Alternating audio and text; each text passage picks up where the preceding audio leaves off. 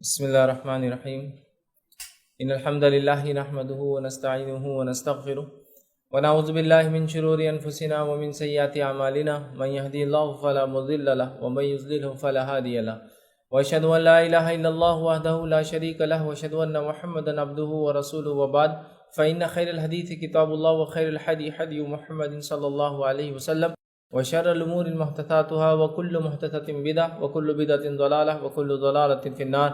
وقال عز وجل في القرآن المجيد أعوذ بالله من الشيطان الرجيم بسم الله الرحمن الرحيم يا أيها الذين آمنوا اتقوا الله حق تقاته ولا تموتن إلا وأنتم مسلمون. وقال يا أيها الناس اتقوا ربكم الذي خلقكم من نفس واحدة وخلق منها زوجها بث منهما رجالا كثيرا ونساء واتقوا الله الذي تسالون به والأرحام إن الله كان عليكم رقيبا. وقال يا أيها الذين آمنوا اتقوا الله وقولوا قولا سديدا يصلح لكم أعمالكم ويغفر لكم ذنوبكم ومن يطع الله ورسوله فقد فاز فوزا عظيما.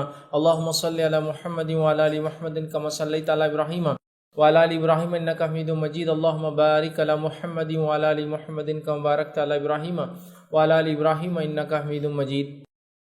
رب اشرح لي صدري ويسر لي أمري واحلل عقدة من لسانی یفقهوا قولی. اما بعد، تمام تعریفیں اس اللہ عز و جل کے لیے لائق و زیبا ہے جو تمام جہانوں کا بنانے والا اور اسے پالنے والا ہے، اور درود و سلام اس کے آخری نبی محمد صلی اللہ علیہ وسلم پر. الحمدللہ ہم تمام یہاں اس ہفتے واری درس قرآن کے لیے جمع ہوئے ہیں. انشاءاللہ العزیز اس مختصر سے وقت میں آپ تمام کے سامنے ایک بڑے ہی اہم عنوان پر روشنی ڈالنے کی کوشش کروں گا، اس لیے کہ ہم میں سے اکثر لوگ اس چیز کی کمپلین کرتے ہیں، اس چیز کے تعلق سے بات بیان کرتے ہیں کہ رزق میں برکت کے لیے کیا کریں، ٹھیک ہے، اسی طرح گھر کے اندر خیر و برکت کے لیے کیا کریں، اسی طرح گھروں کے اندر ہمارے اللہ تعالیٰ کی رحمتیں نازل ہوتی رہی اس کے لیے ہم کیا کریں، اسی طرح ہمارے گھر امن و امان اور سکون کی جگہ رہے اس کے لیے ہم کیا کریں، اسی طرح گھر کے اندر خیر اور خوبی کا معاملہ چلتا رہے، مطلب اچھائی کا معاملہ چلتا رہے اس کے لیے ہم کیا کریں. اور اکثر یہ سوال آتا ہے، لیکن یہ بڑی افسوس کی بات ہے کہ وہ خیر برکت اور رحمت کیوں نہیں آتی اس پر ہم دھیان نہیں دیتے. مطلب ہم ایک چیز کی آنے کے تعلق سے کہ اللہ تعالیٰ رحمت برسائے، اللہ تعالیٰ کی فضل اور کرم ہم پر ہو، یہ تو ہم سوچتے ہیں، لیکن وہ چیزیں کیا ہیں جن چیزوں کی وجہ سے یہ آتا ہے یا پھر جن چیزوں کے کرنے کی وجہ سے یہ نہیں آتا ہے، ٹھیک ہے، یہ جاننا ہمارے لیے بے حد ضروری ہے، بہت جس کو کہتے ہیں بہت ضروری، یاد رکھیں. تو اکثر ہم میں سے یہ ہوتا ہے جب ہم رزق کے تعلق سے، اللہ کے رحم کے تعلق سے، فضل کے تعلق سے، اللہ تعالیٰ کے کرم کے تعلق سے کہتے ہیں کہ یہ کیوں نہیں آ رہا ہے، تو یہ بات ہم کو جاننا ضروری ہے کہ آتا کیسے ہے. تو آتا کیسے پتہ چلے گا، تو وہ کون ہے جو لے کر آتا ہے، وہ کون جو لے کر آتا ہے پتہ چلے گا، تو وہ کیوں آتا ہے وہ پتہ کرنا پڑے گا، اور خاص طور سے کیوں نہیں آتا ہے. تو آج جو میں لیکچر آپ کے سامنے دوں گا، جو ٹاپک آج کا میرا ہوگا وہ یہ ہوگا کہ رحمت کے فرشتوں سے ہمارے گھر محروم کیوں، یا رحمت کے فرشتے ہمارے گھر کیوں نہیں آتے. چونکہ یاد رکھیے رحمت کے فرشتوں کا ہمارے گھروں پر نازل ہونا بہت زیادہ اہم ہے، اور یہ بات میں سمجھتا ہوں سب کے سامنے واضح ہے، مجھے بہت زیادہ ڈیٹیل میں جاننے کی ضرورت نہیں کہ رحمت کے فرشتوں کا نازل ہونا برحق ہے، یہ بالکل حق ہے، اس میں کوئی دو رائے نہیں ہے، کوئی دو اوپینین نہیں. یاد رکھیے کہ تو اللہ تعالیٰ جب اپنی رحمت کو دنیا میں بھیجتا ہے تو وہ اپنے فرشتوں کے ذریعے بھیجتا ہے، اور اللہ تعالیٰ جب کسی پر رحم کرنا چاہتا ہے، جود اور کرم کرنا چاہتا ہے، فضل کرنا چاہتا ہے، تو اپنے مقرب فرشتوں کی بات بیان کر دیتا ہے، اور وہ مقرب فرشتوں سے نکلتے ان فرشتوں تک آتی ہے جو فرشتے چیزوں کو ایکسیکیوٹ کرتے ہیں، مطلب وہ فرشتے جو چیزوں کو عمل میں لاتے ہیں وہاں تک آتی ہے، اور وہاں سے وہ چیزیں ہم تک پہنچتی ہیں. آئیے ایک چھوٹی سی مثال لے لیجیے. مثال ہے اللہ کے رسول صلی اللہ علیہ وسلم فرماتے ہیں جب اللہ رب العزت کسی سے محبت کرتا ہے، اللہ رب العزت کسی سے محبت کرتا ہے تو وہ جبرائیل علیہ الصلوۃ والسلام کو بلاتا ہے اور کہتا ہے جبرائیل چونکہ میں اس سے محبت کرتا ہوں لہٰذا تم اس سے محبت کرو، اور جبرائیل علیہ السلام محبت کرنا شروع کر دیتے ہیں. جبرائیل علیہ السلام دیگر فرشتوں کو بلا کر کہتے ہیں کہ چونکہ اللہ اس سے محبت کرتا ہے لہٰذا میں اس سے محبت کرتا ہوں، لہٰذا تم ان سے محبت کرو اس بندے سے، اور وہ فرشتے محبت کرنے لگ جاتے ہیں. پھر وہ محبت فرشتے جب زمین پہ اترتے ہیں تو لوگوں کے دلوں میں ڈال دیتے ہیں. نفرت کا معاملہ بھی یہی، اللہ کسی سے نفرت کرتا ہے، جبرائیل علیہ السلام کو بلاتا ہے، کہتا ہے میں اس سے نفرت کرتا ہوں تم اس سے نفرت کرو. جبرائیل علیہ السلام دیگر فرشتوں کو بلاتے ہیں، کہتے ہیں چونکہ اللہ اس سے نفرت کرتا ہے میں اس سے نفرت کرتا ہوں تم اس سے نفرت کرو. پھر فرشتے دنیا میں اترتے ہیں، اس کی نفرتیں لوگوں کے دلوں میں ڈال دی جاتی ہیں. تو فرشتوں کا اور ہمارا بہت ہی گہرا تعلق ہے، یاد رکھیے بہت ہی گہرا تعلق. اور کیوں نہ ہو، فرشتوں کا ہمارا تعلق تو ہماری پیدائش کے پہلے سے شروع ہوتا ہے ہی نہیں ہوتا ہے. فرشتوں کا اور ہمارا تعلق ہماری پیدائش کے پہلے سے شروع ہوتا ہے، کیونکہ جب ہم اپنی ماں کے پیٹ میں وجود میں آتے ہیں تو جو روح لے کر آتا ہے وہ ایک فرشتہ ہوتا ہے. تو گویا فرشتے ایک قسم کا ایکسیکیوشنری ورک کرتے ہیں، مطلب اللہ تعالیٰ جو کام کروانا چاہتا ہے وہ فرشتوں کو دیتا ہے، فرشتے وہ کام کر گزرتے، یاد رکھیے۔ تو لہٰذا فرشتوں کو ہمارا تعلق تو بڑا ہی گہرا، یاد رکھیے۔ ہماری پیدائش کے پہلے سے، ہماری پیدائش، ہماری زندگی، ہماری موت، اور ہماری موت کے بعد قبر، اور قبر کے اٹھائے جانا، اور آخرت میں جنت میں داخل ہونا، جنت کے اندر بھی تعلق کنٹینیوس رہے گا۔ پیدائش سے پہلے 4 مہینے کا ماں کے پیٹ میں جب بچہ ہوتا ہے، ایک فرشتہ آتا ہے، روح پھونک کر چلا جاتا ہے نا۔ پیدائش کے بعد شیطانوں میں سے ایک شیطان کو ہم پر مسلط کرتا ہے زندگی بھر کے لیے، تو ایک فرشتہ بھی ہم پہ زندگی بھر کے لیے مقرب رہتا ہے۔ وہ جو شیطان ہمیشہ ہم کو بہکاتا رہتا ہے، یہ فرشتہ اچھے خیالات ڈالتے رہتا ہے، سمجھ رہا؟ دن کی صبح گھر سے نکلنے سے لے کر اللہ کے رسول فرماتے ہیں، یا تو تم شیطان کے جھنڈے تلے ہوتے ہو، یا تو فرشتے کے جھنڈے تلے ہوتے ہو، یا تو تم شیطان کی بات سنتے ہو یا تو فرشتے کی بات سنتے ہو۔ ایسا کہ شیطان خراب باتیں ڈالتا ہے اور فرشتہ اس کے رد میں باتیں ڈالتا ہے، اچھائی باتیں ڈالتا ہے۔ اگر اچھائی کر گزرتے ہیں تو فرشتے کی بات مان لیتے، برائی کر گزرتے تو شیطان کی بات مان لیتے، تو گویا پوری زندگی ساتھ ہے، ٹھیک ہے۔ اعمال ہمارے ہر ہفتے اور ڈیلی جا رہے ہیں، عصر اور فجر میں فرشتے لے جا رہے ہیں، ہر ہفتے جا رہے ہیں جمعرات کو، فرشتے لے جا رہے ہیں، سال کو سال معاملہ قدر میں طے ہو رہا ہے، فرشتے یہ کام کر رہے ہیں۔ انسان کی موت کا وقت قریب ہے، فرشتے آ رہے ہیں، زندگی میں اچھا کام کر رہا ہے، دعائیں کر رہے ہیں، رحمت برسا رہے ہیں، اللہ کا جود کرم اور فضل لے کر آ رہے ہیں، ہے نا، خوشخبری اور بشارتیں لے کر آ رہے ہیں، ہے نا، خواب کے ذریعے، دل میں اچھے خیالات کے ذریعے۔ اور اس کے بعد انسان مرنے پہ آیا تو پھر فرشتے لینے آ گئے، جیسا پہلے ڈالنے آئے تھے روح، اب لینے آ گئے، لے کر چلے گئے، اچھا تھا تو اس کے ساتھ اچھے معاملے کر رہے ہیں۔ آسمان پہ پہلے آسمان، دوسرے، تیسرے، چوتھے، پانچویں، چھٹے، ساتویں تک جا رہا ہے، استقبال ہو رہا ہے۔ اللہ کہہ رہا ہے کہ اس کو میں زمین سے پیدا کیا تھا، اس کو زمین سے اٹھاؤں گا، واپس لا کے دفنا دیا جا رہا ہے۔ برا انسان ہو رہا ہے، اسے بھی نکالا جا رہا ہے اور اس کے ساتھ بہت برا عمل کیا جا رہا ہے۔ مرنے کے بعد خبر میں ڈال دیے جا رہے ہیں، پھر آ جا رہے ہیں فرشتے، سوال و جواب کر رہے ہیں۔ اس کے بعد روز قیامت پھر ہم اٹھائے جائیں گے، فرشتے موجود ہوں گے، جنت میں ہمارا استقبال کیا جائے گا، جہنم میں لوگوں کو دھکے دے کے ڈالا جائے گا۔ تو فرشتوں کا ہمارا تعلق بہت گہرا ہے۔ صرف بات یہ ہے کہ ان کو ہم صرف دیکھ تب سکتے ہیں جب ہم مر جاتے ہیں، مرنے سے قریب ہوتے ہیں، جو غائب کا معاملہ ہوتا ہے۔ مومنوں کی نصرت کے لیے وہ جنگ اور جدال میں شامل ہوتے ہیں، یہ بھی ہم نے دیکھا جنگ بدر میں۔ تو پتہ چلا ہمارا فرشتوں کا تعلق تو بڑا گہرا ہے بھائی، اور یہی وہ اللہ کی مخلوق ہے جو ہم پر رحم لے کر آتی ہے، بلکہ ان کا آنا رحمت ہی رحمت ہوتا ہے، سوائے ان کے جن قوموں پر یہ عذاب لے کر آتے ہیں۔ اس کے علاوہ ان کی کئی ذمہ داریاں ہیں، جس سے میں تفصیلات بھی رکھ چکا ہوں، بڑے فرشتے، ان کے نام اور ان کے کام، اور فرشتوں کی ذمہ داریاں، 2 الگ الگ لیکچرز ہیں۔ تو بہرحال ان کی ذمہ داریاں، ان کے اپنے کام ہیں۔ رزق پہ معمور فرشتہ، پہاڑوں کے اوپر تعینات فرشتہ، بادلوں کے اوپر تعینات فرشتہ، زمین و آسمان کے دیگر کاموں پہ تعینات فرشتے، حساب و کتاب لکھنے پہ فرشتے، روح ڈالنے پہ تعینات فرشتے، عذاب لانے پہ تعینات فرشتے، رحم لانے پہ ہر قسم کے فرشتے مختلف کام کر گزرتے ہیں، مختلف کام کرتے ہیں اندر۔ تو گیا فرشتوں کا ہمارا بڑا ہی گہرا ان ڈیپتھ، جس کو کہیں گے بہت ہی گہرا تعلق ہے، ڈیپ ریلیشن شپ ہے ہم لوگوں کو، ان سے یاد رکھیے۔ اور ان کا آنا خیر اور رحمت کا باعث ہوتا، یہ بات یاد رکھ لیجئے، اور ان کا نہیں آنا کسی گھر میں اور کسی شخص پر، یہ بہت بڑے فتنے کا باعث ہے، کیونکہ جب یہ غائب ہو جاتے ہیں، ہٹ جاتے ہیں، تو آٹومیٹک کس کا غلبہ ہو جاتا ہے؟ شیطان، یاد رکھیے، شیطان کا غلبہ آٹومیٹک ہو جاتا ہے، خود بخود ہو جاتا ہے، چونکہ رحمت کے فرشتے شیطان کو دور کر دیتے ہیں۔ میں نے بات کی، یا تو ہم گھر سے نکلتے ہیں تو شیطان کے جھنڈے تلے ہوتے ہیں، یا فرشتے کے جھنڈے تلے ہوتے ہیں۔ جب ہمارے دل میں خیالات آتے ہیں، اچھا خیال آتا ہے، اس سے کر گزرتے ہیں، فرشتے کی طرف سے ہوتا ہے، اور جب برے خیالات آتے ہیں اور ہم اس کو کرتے ہیں، وہ شیطان کی طرف سے ہوتا ہے۔ تو فرشتہ ایک مامور ہے ہم پر جو اچھے خیالات لاتا ہے، شیطانوں میں سے ایک شیطان ہم پر مامور ہے جو برے خیالات لاتا ہے۔ تو رحمت کے فرشتوں کا آنا بہت بڑی چیز ہے، فرشتوں کا ہمارے پاس آنا بہت خیر ہے، اور ان کا ہم سے دور چلے جانا بہت خطرناک چیز ہے، یاد رکھیے، ٹھیک ہے۔ تو آئیے، فرشتوں کا آنا ویسے ہی رحمت کا باعث ہے۔ ابھی آتے ہیں تو کیا فائدہ دیتے ہیں، کیونکہ میرا آج کا لیکچر یہ تو نہیں ہے، لیکچر یہ ہے کہ نہیں آنے سے کیا ہوتا ہے، رحمت کے فرشتے سے محروم کون، یا رحمت کے فرشتے کس کے پاس نہیں آتے ہیں۔ آج کا ٹاپک تو یہ، یا رحمت کے فرشتے کیوں نہیں آتے ہیں، یہ ٹاپک ہے ہمارا۔ لیکن میں یہ رکھوں گا ضرور مختصر بہت، آتے ہیں تو کیا فائدہ دیتے ہیں، اور میں نے اس پہ کئی لیکچر رکھ چکا ہوں پہلے بھی، جو ہے فرشتوں کی لعنت کا مستحق کون، فرشتے کس کے لیے نازل ہوتے ہیں، فرشتے کس کے لیے نازل ہوئے ہیں، کچھ مخصوص شخصیات کے لیے، انبیاءوں کے لیے ہوئے، صحابہ میں سے کچھ کے لیے ہوئے، وہ ساری چیزیں بھی ہم نے دیکھی تھی، جنگوں میں ہوئے، ہے نا، نازل ہوئے، وہ بھی دیکھی۔ آج ہم مختصر بہت ہی شارٹ ایک ایک لفظ میں رکھتا ہوں کیا کیا فائدے ہوتے ہیں۔ میں سمجھتا ہوں ان فائدوں کو اگر آپ سن لیں گے تو سمجھ میں آ جائیں گے کتنے فائدے ہوتے ہیں ان کے آنے کے، اور بس یہی بات ہے، اگر یہ نہ آئے کسی وجہ سے، ایکس وائی زیڈ، الف با جیم، جو بھی وجہ رہی ہو، تو پھر ان کا نہیں آنا بہت بڑے فتنے کا باعث ہے اس انسان کے لیے جس کے پاس یہ آنا چھوڑ دے۔ ان کا آنا خیر ہے۔ آئیے ان کے آنے سے کیا فائدے ہوتے ہیں، بہت مختصر رکھ رہا ہوں، کئی لاتعداد فائدے ہوتے ہیں، بہت مختصر رکھ رہا ہوں آپ کے۔ آئیے ان کے آنے سے کیا فائدہ ہے۔ اللہ تعالیٰ کو رب مان کر جو ثابت قدم رہتے ہیں ان کے پاس فرشتے آتے ہیں۔ تو گویا جو اللہ کو رب مانتا ہے اور ثابت قدم رہتا ہے، فرشتے نازل ہوتے ہیں۔ اسی طرح ہم دیکھتے ہیں ایمانی کیفیت جب عروج پر ہوتی ہے تو رحمت کے فرشتے نازل ہو جاتے ہیں انسان۔ اسی طرح ہم دیکھتے ہیں جو مومن اور صاحب توکل لوگوں کی جو ہے مدد کے لیے فرشتے نازل ہوتے ہیں، میں نے مثالیں دی جنگ بدر اور جنگ احد کی۔ اسی طرح جو ہے ذکر الہی کی مجلسوں کو فرشتے ڈھانک لیتے ہیں، اور کیسے ڈھانکتے ہیں، ایک کے اوپر ایک، پروں سے یہاں تک کہ آسمان، مطلب جہاں سے مجلس شروع ہوتی ہے تو آسمانوں تک ڈھانپ لیتے ہیں، ہے نا۔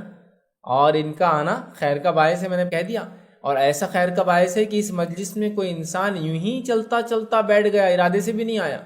اللہ کہتا ہے جتنے لوگ اس مجلس میں سب کی مغفرت کر دو۔ فرشتے پوچھتے اللہ ایک تو یوں ہی جا رہا تھا، آ گیا، بس کسی نے بولا تو بیٹھ گیا، کہا اس کی بھی کر دو، چونکہ مجلس ہی ایسی ہے، تو فرشتوں کا آنا خیر کا باعث ہے۔ آئیے اسی طرح جو مسجد میں جو قرآن کی تلاوت اور اسے پڑھنے پڑھانے پر رحمت کے فرشتے نازل ہوتے ہیں، تو گویا مسجد میں رحمت کے فرشتے نازل ہوتے ہیں جب قرآن انسان پڑھتا ہے پڑھاتا ہے۔ رات کو تلاوت قرآن کرنے والے پر رحمت کے فرشتے نازل ہوتے ہیں، ہے نا۔ یہ عمل کرنے سے نازل ہو رہے اور نازل ہوتے ہیں تو خیر کا باعث ہے۔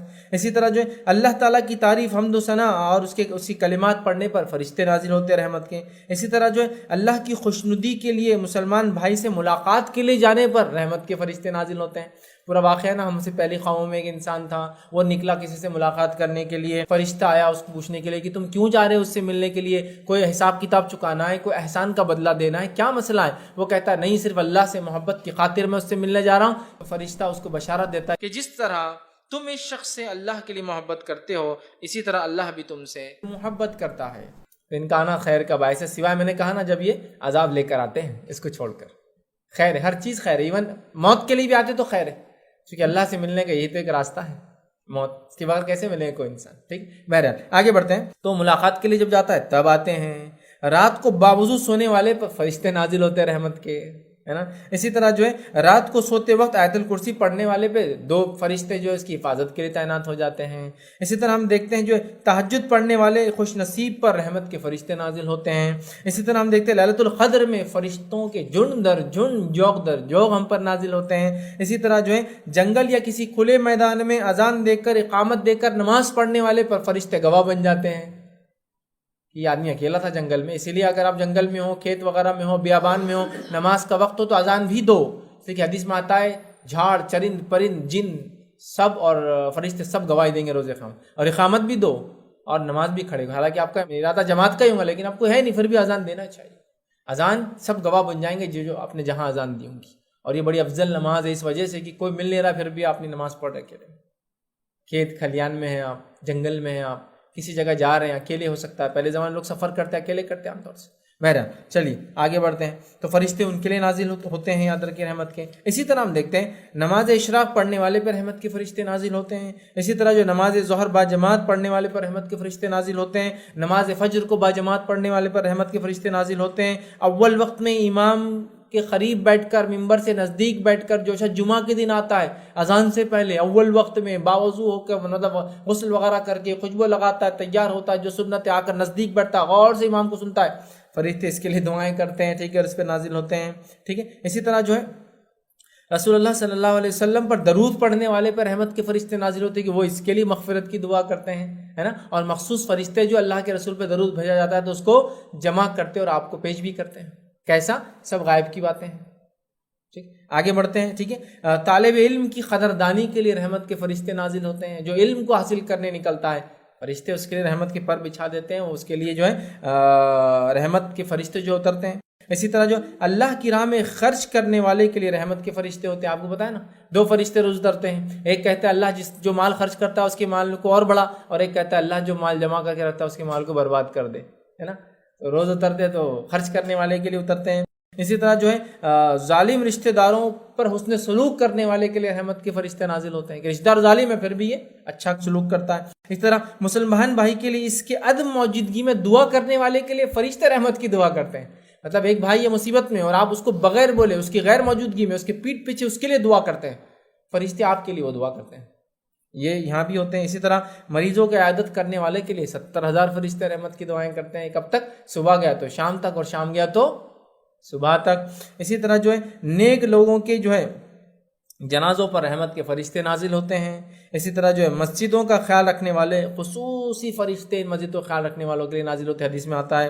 اسی طرح جو ہے مومنوں کی مدد کے لیے فرشتے جو نازل ہوتے ہیں، جس کی مثال بہرحال میں نے پہلے آپ کو دے دی، جنگوں میں نازل ہوتے ہیں۔ تو گویا فرشتے بہت بہت بہت سارے کاموں کے لیے نازل ہوتے ہیں، اور ان کا آنا ہمارے لیے خیر اور باعث ہے، رحمت کا باعث ہے، اور ان کا نہیں آنا، عدم موجودگی، ایبسنٹ رہنا بہت خطرناک بات ہے، یاد رکھیے۔ اب آئیے میں آپ کے سامنے وہ نقطے رکھتا ہوں، وہ باتیں رکھتا ہوں، وہ وجوہات رکھتا ہوں جو وجوہات مجھے ملی ہے۔ میں نہیں کہہ رہا ہوں یہی وہ وجوہات ہے، اور بھی ہو سکتی واللہ عالم، لیکن مجھے 13 وجوہات ملی ہے۔ ان وجوہات کی بنیاد پر فرشتے رحمت کے نہیں آتے، اور فرشتوں کا نہیں آنا اللہ کی رحمت سے محرومی کی وجہ بنتا ہے۔ ٹھیک، آنے سے کتنے فائدے ہوتے ہیں اور کیوں آتے ہیں، میں نے کچھ مثالیں آپ کے سامنے رکھی۔ یہاں آتے یہاں آتے یہاں آتے یہاں آتے، لیکن اب آپ قرآن پڑھ رہے ہیں لیکن پھر بھی فرشتے نہیں آ رہے ہیں۔ آپ گھر میں ہیں لیکن فرشتے نہیں آ رہے، کیوں نہیں آ رہے؟ چونکہ یہ نہیں آئیں گے تو کون آئیں گا؟ شیطان آئیں گا۔ جب رحمت کے فرشتے غائب ہو جائیں گے تو شیطان ہوں گا وہاں، یاد رکھیے۔ تو لہٰذا اگر ہم چاہتے ہیں کہ رحمت کے فرشتے آئیں تو وہ کام ہم بالکل بھی نہ کریں جن کاموں کے کرنے سے یہ نہیں آتے۔ تو آئیے وہ کیا کام ہے جن کے کرنے سے فرشتے گھر میں نہیں آتے، رحمت کے فرشتے نازل نہیں ہوتے، فرشتے دور چلے جاتے ہیں، تو یقیناً اسپیس تو نہیں رہیں گی، خلا تو نہیں رہیں گی، شیطان وہاں داخل ہو جاتا ہے۔ وہ چند نکات آپ کے سامنے رکھوں گا، باتیں سننے میں معمولی لگیں گی، لیکن یہی باتوں کے کرنے سے فرشتے نہیں آتے ہیں۔ آپ بولیں گے ارے یہ تو کیسا، اس سے کیسا بچے ہم؟ اب اس سے کون بچا ہے؟ بھائی دیکھیے، کنڈیشن تو یہ ہے کہ یہ ہوں گا تو یہ لوگ آئیں گے۔ اب آپ کو ویلکم کرنا ہے کیجئے، نہیں کرنا ہے مت کیجئے، کیونکہ آپ کے بہانے دینے سے یہ لوگ آنا وہ تو نہیں ہوگا، نہیں بھائی یہ بیچارہ مجبور ہے، اس کے پاس آ جاتے، یہ کر رہا پھر بھی نہیں آئیں گے، بولے تو نہیں آئیں گے، کیونکہ فرشتے اللہ کے مقرب ہیں۔ فرشتے اللہ کے کہنے کے بغیر کوئی کام نہیں کرتے، سمجھ رہے آپ بات کو؟ یہ بات ہمارا ایمان اور عقیدہ ہے۔ تو لہٰذا اگر رحمت کے فرشتے نہیں آئیں گے تو اللہ کے حکم کی وجہ سے، اور آئیں گے تو اللہ کے حکم کی وجہ سے آئیں گے۔ نبی اکرم صلی اللہ علیہ وسلم کے ذریعے اللہ نے بتا دیا کہ وہ کیا چیز ہے جن سے میرے یہ فرشتے نہیں آئیں گے، تو وہ کام کو ہم غور سے سنیں اور اپنے نفس کو جتنا ہو سکتا ہے بچانے کی کوشش کریں، اللہ کے کوئی مجبور ہو جائے، مجبور سمجھتے نا، بے بس، لاچار، بے سہارا، کوئی راستہ نہ ہو، تو پھر ایک الگ مسئلہ ہے۔ تو آئیے وہ چند کیا چیزیں جن کے کرنے سے رحمت کے فرشتے ہم پر نازل نہیں ہوتے، ہمارے گھروں میں فرشتے نہیں آتے۔ آئیے ایک کے بعد ایک پوائنٹس کو، نکات کو میں آپ کے سامنے رکھتا ہوں۔ پہلی چیز، رحمت کے فرشتے کیوں نہیں آتے؟ اس میں پہلا پوائنٹ جو میں آپ کے سامنے رکھوں گا، جہاں جانداروں کی تصویریں ہوتی ہے وہاں رحمت کے فرشتے داخل نہیں ہوتے۔ جہاں جانداروں کی تصویریں ہوتی ہے وہاں رحمت کے فرشتے نہیں آتے، بس یہ بات یاد رکھ لیجیے۔ اب کتنے بد نصیب اور کتنے محروم ہیں ہم میں سے بہت سارے لوگ، جنہوں نے خواہ مخواہ کے جانداروں کی تصویریں گھر میں لگا کر فرشتوں سے اپنے گھروں کو محروم کر لیا ہے۔ آئیے واقعہ سنتے کیا ہوا تھا جو اللہ کے رسول صلی اللہ علیہ وسلم نے یہ بات بیان کی۔ سنی واقعہ، صحیح بخاری کا واقعہ ہے۔ عائشہ رضی اللہ عنہا فرماتی، ماں عائشہ فرماتی اور کہتی ہیں کہ نبی اکرم صلی اللہ علیہ وسلم کے لیے میں نے ایک تکیہ بھرا تاکہ اللہ کے رسول صلی اللہ علیہ وسلم اس کا ٹیک لے، اس سے آرام کریں۔ تکیہ بھرا جس پر تصویریں بنی ہوئی تھی، تو وہ پلو پر وہ جو تکیہ تھا اس پہ جو غلاف تھا، اس غلاف پہ تصویریں بنی ہوئی تھی، شکلیں بنی ہوئی تھی۔ اور تصویر سے مراد صورت کا ہونا ضروری ہے، اگر چہرہ غائب ہو جائے تو پھر وہ تصویر نہیں کہلاتی، یاد رکھیں۔ تو اس پہ تصویر بنی ہوئی تھی، صورت بنی ہوئی تھی، جو میں نے اللہ کے رسول صلی اللہ علیہ وسلم کے لیے بھرا تھا، مطلب بنایا تھا۔ تصویریں بنی ہوئی تھی، وہ ایسا ہو گیا جیسے جو ہے نقشی تکیہ ہوتا ہے، ایسا تکیہ بن گیا اس میں نقش نگار ہوتے لیکن وہ چہرے بنے ہوئے تھے۔ پھر نبی اکرم صلی اللہ علیہ وسلم تشریف لائے تو دروازے پر ہی کھڑے ہو گئے، دروازے پہ انٹری پر ہی کھڑے ہو گئے، گھر کے کھڑے ہو گئے، اور آپ کے چہرے کا رنگ میں نے بدلتا ہوا دیکھ لیا، چونکہ نبی کسی ایسی چیز کو برداشت نہیں کر سکتا ہے جو غیر اسلامی ہو، غیر شرعی ہو، صحیح نہ ہو، اور رحمت کے فرشتے نہ آئے، یہ تو ہو ہی نہیں سکتا۔ تو آپ پیچھے ہٹ گئے، آپ کے چہرے کا رنگ بدلنا شروع ہو گیا، آپ گھر میں داخل نہیں ہوئے۔ مائی عائشہ نے دیکھ لیا اور دیکھتی کیا کہا سنی، عرض کیا یا رسول اللہ صلی اللہ علیہ وسلم، ہم سے کیا غلطی ہوئی بیان کر دیجئے، کچھ نہ کچھ تو ہم سے مسٹیک ہوئی، آپ کے چہرے کا رنگ بدل گیا، تو بتا دیجئے کیا ہوا۔ ٹھیک، تب نبی اکرم صلی اللہ علیہ وسلم نے بیان کیا کہ یہ تقیہ کیسا ہے۔ اب یہاں ایک نقطہ اور آ رہا ہے کہ ایک بیوی کو چاہیے کہ اس کے شوہر کے مزاج سے وہ سمجھ جائے کیا معاملہ ہے، کہ اللہ کے رسول کا رنگ بدل گیا، ایک تو نبی ہے اور شوہر بھی ہے، کچھ نہ کچھ تو مسئلہ ہے۔ آپ نے یہ نہیں کہا کہ کیا ہو گیا میرے سے، فلاں کیا غلطی ہوئی بس بتا دیجیے، اب چونکہ آپ ناراض ہیں، ٹھیک ہے، آپ ناراض ہے کیا، اور سارے سوالات نہیں ہے تاکہ اور انسان غصے میں آئے، سیدھا کیا غلطی ہوئی، چونکہ آپ کے چہرے کا رنگ بدل گیا آپ بتا دیجیے تاکہ میں صحیح کر لوں۔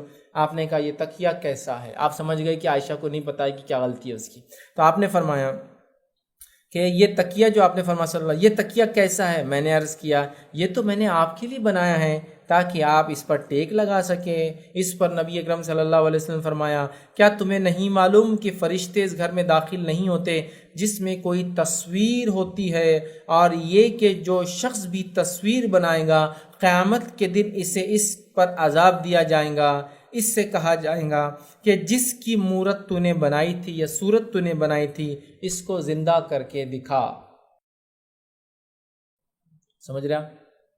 جہنم میں جائیں گا تصویر بنانے والا، کہا جائیں گا کہ اس میں جان ڈال جس کی صورت تو نے بنائی ہے، اور صورت یاد رکھیے چہرے سے ہوتا ہے، اور صورت کے لیے آنکھ ناک کان کا ہونا ضروری ہے تب وہ کہلاتی ہے صورت۔ اسی لیے آپ دیکھتے ہیں بہت ساری بار کچھ کتابیں جس میں ضروری ہوتا ہے تصویریں دینا، تو تصویریں اگر وہ دینیات کی بنیاد پہ کتابیں تو آپ دیکھیے آنکھوں کو پٹی بنا دیتے ہیں وہ لوگ، چونکہ آنکھ ناک اور کان نہیں ہوں گا تو صورت نہیں ہوں گی، پھر تو وہ آنکھوں کو چھپا دیتے ہیں تو ختم، صورت ختم ہو گئی۔ پھر کان دکھتا ہے ناک دکھتا ہے منہ، لیکن آنکھ نہیں ہونے سے چہرہ ختم ہو گیا۔ تو آنکھ ناک اور کان دکھنے سے صورت ہوتی ہے، اور چہرے میں یہ چیزیں ضروری ہونا، اسی سے صورت ہوتی ہے۔ تصویر سورا کہتے ہیں، صورت اردو میں بھی بولتے ہیں صورت، شکل و صورت، ٹھیک ہے ٹھیک ہے، تو صورت یہ اس کے لیے آنکھ ناک کان، تو آنکھوں کو چھپا دیتے ہیں۔ کبھی آپ دیکھیں آنکھوں اور کانوں کو چھپا دیتے ہیں، ہو گیا، تو آنکھ کو چھپا دینا سب سے اچھا سمجھ میں نہیں آتا ہے، ٹھیک ہے۔ تو بہرحال تو تصویر جس گھر میں ہو رحمت کے فرشتے داخل نہیں ہوتے۔ اب ہم کو اپنا اپنا طے کرنا ہے، بلانا ہے نہیں بلانا ہے۔ گھر میں آپ اخبار بچھاتے ہیں، دیکھ بھال کے بچھائیے، منع نہیں، تصویروں کو چھپا دیجئے، مارکر پین سے چہرے مسک کر دیجئے، یوز کیجئے۔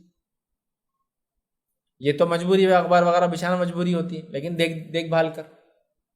ہاں بہت ساری چیزیں ہیں جہاں تصویریں مجبوری ہے، نوٹ وغیرہ ہے، کرنسیز وغیرہ ہے، چھپا کر رکھیے، کھلی مت رکھیے، اوپر مت رکھیے، والیٹ میں رکھیے، معاملہ ہو گیا چھپنے کا۔ یہ مجبوریاں ہیں نا، ٹھیک۔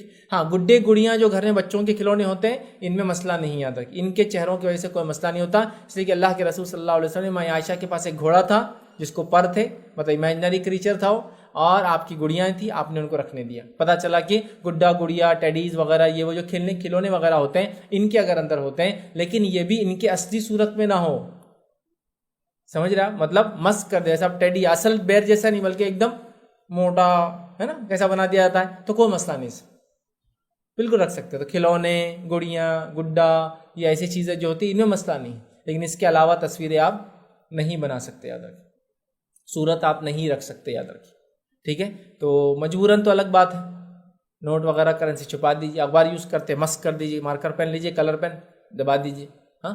اس کے علاوہ خواہشات کی بنیاد پہ جو غلطیاں کر لی مٹا دیجیے، ہاں، خواہشات کی بنیاد پہ تصویریں بنا کر جانداروں کی لگا دی، ہاں، بڑے بڈھوں کی تصویریں لگا دی، امی ابا دادا دادی پردادا پردادی سگڑ دادا، شیر مارے، یہ مارے، بلی مارے، کتا مارے، تصویریں لگی ہوئی ہے۔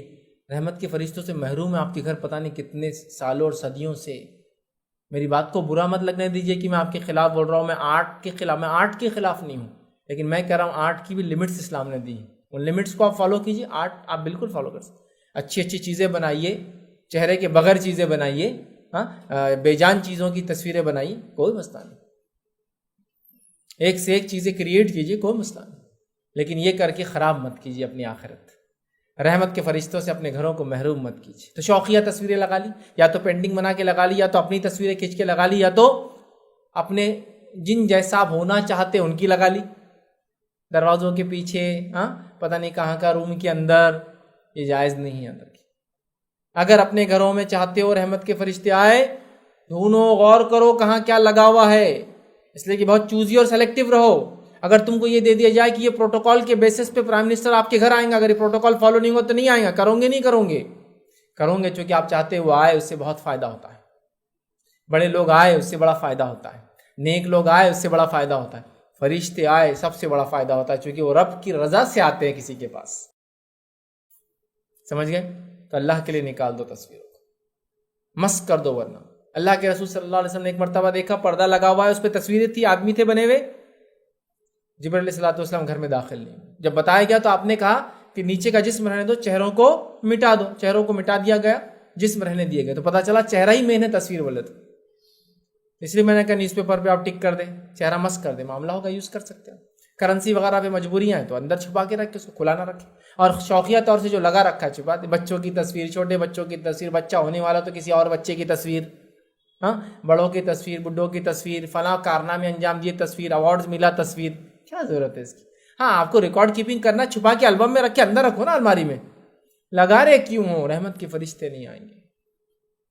جہاں تصویر ڈسپلے ہوتی ہے، ڈسکلوز ہوتی ہے، اوپن ہوتی ہے. سمجھ رہے بات کو؟ تو اپنے گھروں کو رحمت کے فرشتوں کے لیے کھلا رکھیں، اس اعتبار سے کہ تصویروں کو دور کرے، ہر قسم کی تصویروں کو مانیٹر کرے اور ختم کرے اپنے گھروں سے. آئیے سیکنڈ چیز جس کی وجہ سے رحمت کے فرشتے گھروں میں نہیں آتے، وہ کیا ہے؟ جس گھر میں مجسمے یا مورتیاں ہوں. ایکسیپشنل کیس سوائے گڈے گڑیوں کے اور کھلونوں کے، یہ ایکسیپشنل ہوتے ہیں اندر کے. ٹھیک ہے؟ تو جس گھر میں مجسمے اور مورتیاں ہوتی ہیں، آئیے اس تعلق سے ایک روایت ہم دیکھتے ہیں. روایت اس طرح سے ہے کہ ابو سعید خدری رضی اللہ عنہ فرماتے اور کہتے ہیں کہ رسول اللہ صلی اللہ علیہ وسلم نے ہمیں جو خبر دی اور فرمایا، فرشتے اس گھر میں داخل نہیں ہوتے جس میں مجسمے ہو یا تصویر ہو. مجسمے ہو، گڈے گڑیاں نہیں. جو کہ ماں عائشہ کے پاس خود گڑیاں تھی اور آپ کے پاس ایک گھوڑا تھا جو کہ اس کو پر تھے. اللہ کے رسول کا مشہور واقعہ ہے کہ ماں عائشہ کے گھر وہ آئے، آپ کی محراب میں ایک کھلونا تھا جو کہ ایک گھوڑا تھا اور اس کو پر تھے. ماں عائشہ نے اس کو چھپا کے رکھا تھا پردے کے پیچھے. نبی اکرم صلی اللہ علیہ وسلم نکال دیا اور رکھا ہے. عائشہ یہ کیا ہے؟ یہ گھوڑا ہے. تو کہا یہ گھوڑا ہے. تو کہا اس کو تو پر بھی ہے. تو کہا سلیمان علیہ السلام کے گھوڑوں کو پر بھی ہوا کرتے تھے. ٹھیک، مطلب امیجنری کریچر تھا وہ. سمجھ رہے؟ تو آپ نے اس کو گھر میں رکھنے دیا. آپ نے کہا کہ اس کو نکال دو، اس سے فرشتے نہیں آتے. تو پتہ چلا گڈے گڑیا کھلونے اگر شکل میں تو کوئی مسئلہ نہیں، لیکن مجسمے ہوں، مورتیاں ہوں، جو کہ آج کل ہم بڑی شوق سے لگا لیتے ہیں. مختلف قسم کی مورتیاں. کوئی مورتی ہے منڈی بس ہلتے رہتی، بولے اس سے کیا ہوتا؟ پیسہ آتا. اور بیچارے کو تکلیف دے کے آپ کو پیسہ کیسا آتا؟ میرے کو تو سمجھ میں نہیں آتا ہوں، ہے نا. ایک رہتا ہو بیچارہ موٹا، میں نام نہیں لے سکتا چونکہ ٹریڈ مارک اور لائسنسنگ کے مسئلے ہوتے ہیں، لوگوں کی کاپی رائٹ ہوتے، بیچنا چونکہ جائز ہے. موٹا رہتا بس منڈی ہلاتے کھڑا رہتا، بولے اس کے ہلنے سے منڈی کیا ہوتا؟ آپ کو پیسے آتے. لیکن وہ آپ سوچیے مجسمہ ہے، وہ مجسمہ ہے، وہ سمجھ رہے؟ مورت ہے وہ ایک. فرشتے نہیں آئیں گے، فرشتے نہیں آئیں گے. فرشتوں کو لانا ہے، مورت کو یا اس چیز ایسی قسم کی چیزیں جو ہیومن ہیں، ہاں، یا لیونگ ہے اور مورتیوں کی شکل میں ہیں، مجسموں کی شکل میں ہیں، ہاں، تو پھر نہیں چلیں گے. نکالنا پڑے گا گھروں سے، چھپا دینا پڑے گا، ختم کر دینا پڑے گا، ہٹا دینا پڑے گا، مٹا دینا پڑے گا. پھر میں کہہ رہا ہوں اسلام آرٹس کے خلاف نہیں ہے، اسلام آرٹ کے خلاف نہیں ہے، کریٹیوٹی کے خلاف نہیں ہے، لیکن وہ اپنے لمٹس دیتا ہے. بس جاندار چھوڑ کے سب کرو، پھر کوئی مسئلہ نہیں. جتنا آرٹ کرنا ہے، جتنی کریٹیوٹی کرنا ہے، کوئی ایشو نہیں انشاءاللہ. ٹھیک ہے؟ چلیے تھرڈ چیز جس کی وجہ سے رحمت کے فرشتے گھر میں نہیں آتے، یاد رکھیے وہ کیا ہے؟ جس گھر میں کتا ہو. اب یہاں اس بات سے آگے بڑھنے سے پہلے ایک وضاحت کلیریفیکیشن دینا چاہوں گا. اسلام کتوں کے خلاف نہیں ہے. ہاں، انسانوں میں جو کتے ہوتے ہیں ان کے خلاف تو ہے، ظاہر سی بات ہے، لیکن اسلام عام طور سے کتوں کے خلاف نہیں ہے. کتے کو بھی ہم یہ مانتے ہیں کہ وہ اللہ کی ایک مخلوق ہے، اللہ کا کریشن ہے. اس کے استعمال کو بھی اسلام ود ان لمٹس جائز قرار دیتا ہے. اس کو پالنا بھی اسلام ود ان لمٹس جائز قرار دیتا ہے. سمجھ رہا بات کو؟ لیکن اس کے دائرے کھینچتا ہے. تو اسلام کتوں کے خلاف نہیں. لوگ سمجھتے ہیں کیونکہ ویسٹ میں کتا بولے تو کبھی کبھار انسان سے زیادہ ہوتا ہے. سمجھ رہا بات کو؟ کبھی کبھار لوگ اولاد پیدا نہیں کرتے، کتے کو ہی پالتے پوری زندگی، اس لمٹ تک محبت کرتے کتے سے. تو اسلام کتوں کے خلاف نہیں ہے، یہ بات تو آپ یاد رکھ لیں. اسلام لیکن لمٹ دیتا ہے کہ یہ کتوں سے کتنا رشتہ رکھا جائے. کیوں؟ وہ اس کی حکمت ہے. چونکہ کریٹر، بنانے والا زیادہ بہتر جانتا ہے اس نے کیا چیز کیسی بنائی اور اس کا استعمال کیسا کیا جائے. یہ ہمارا بلیف ہے، یاد رکھیے.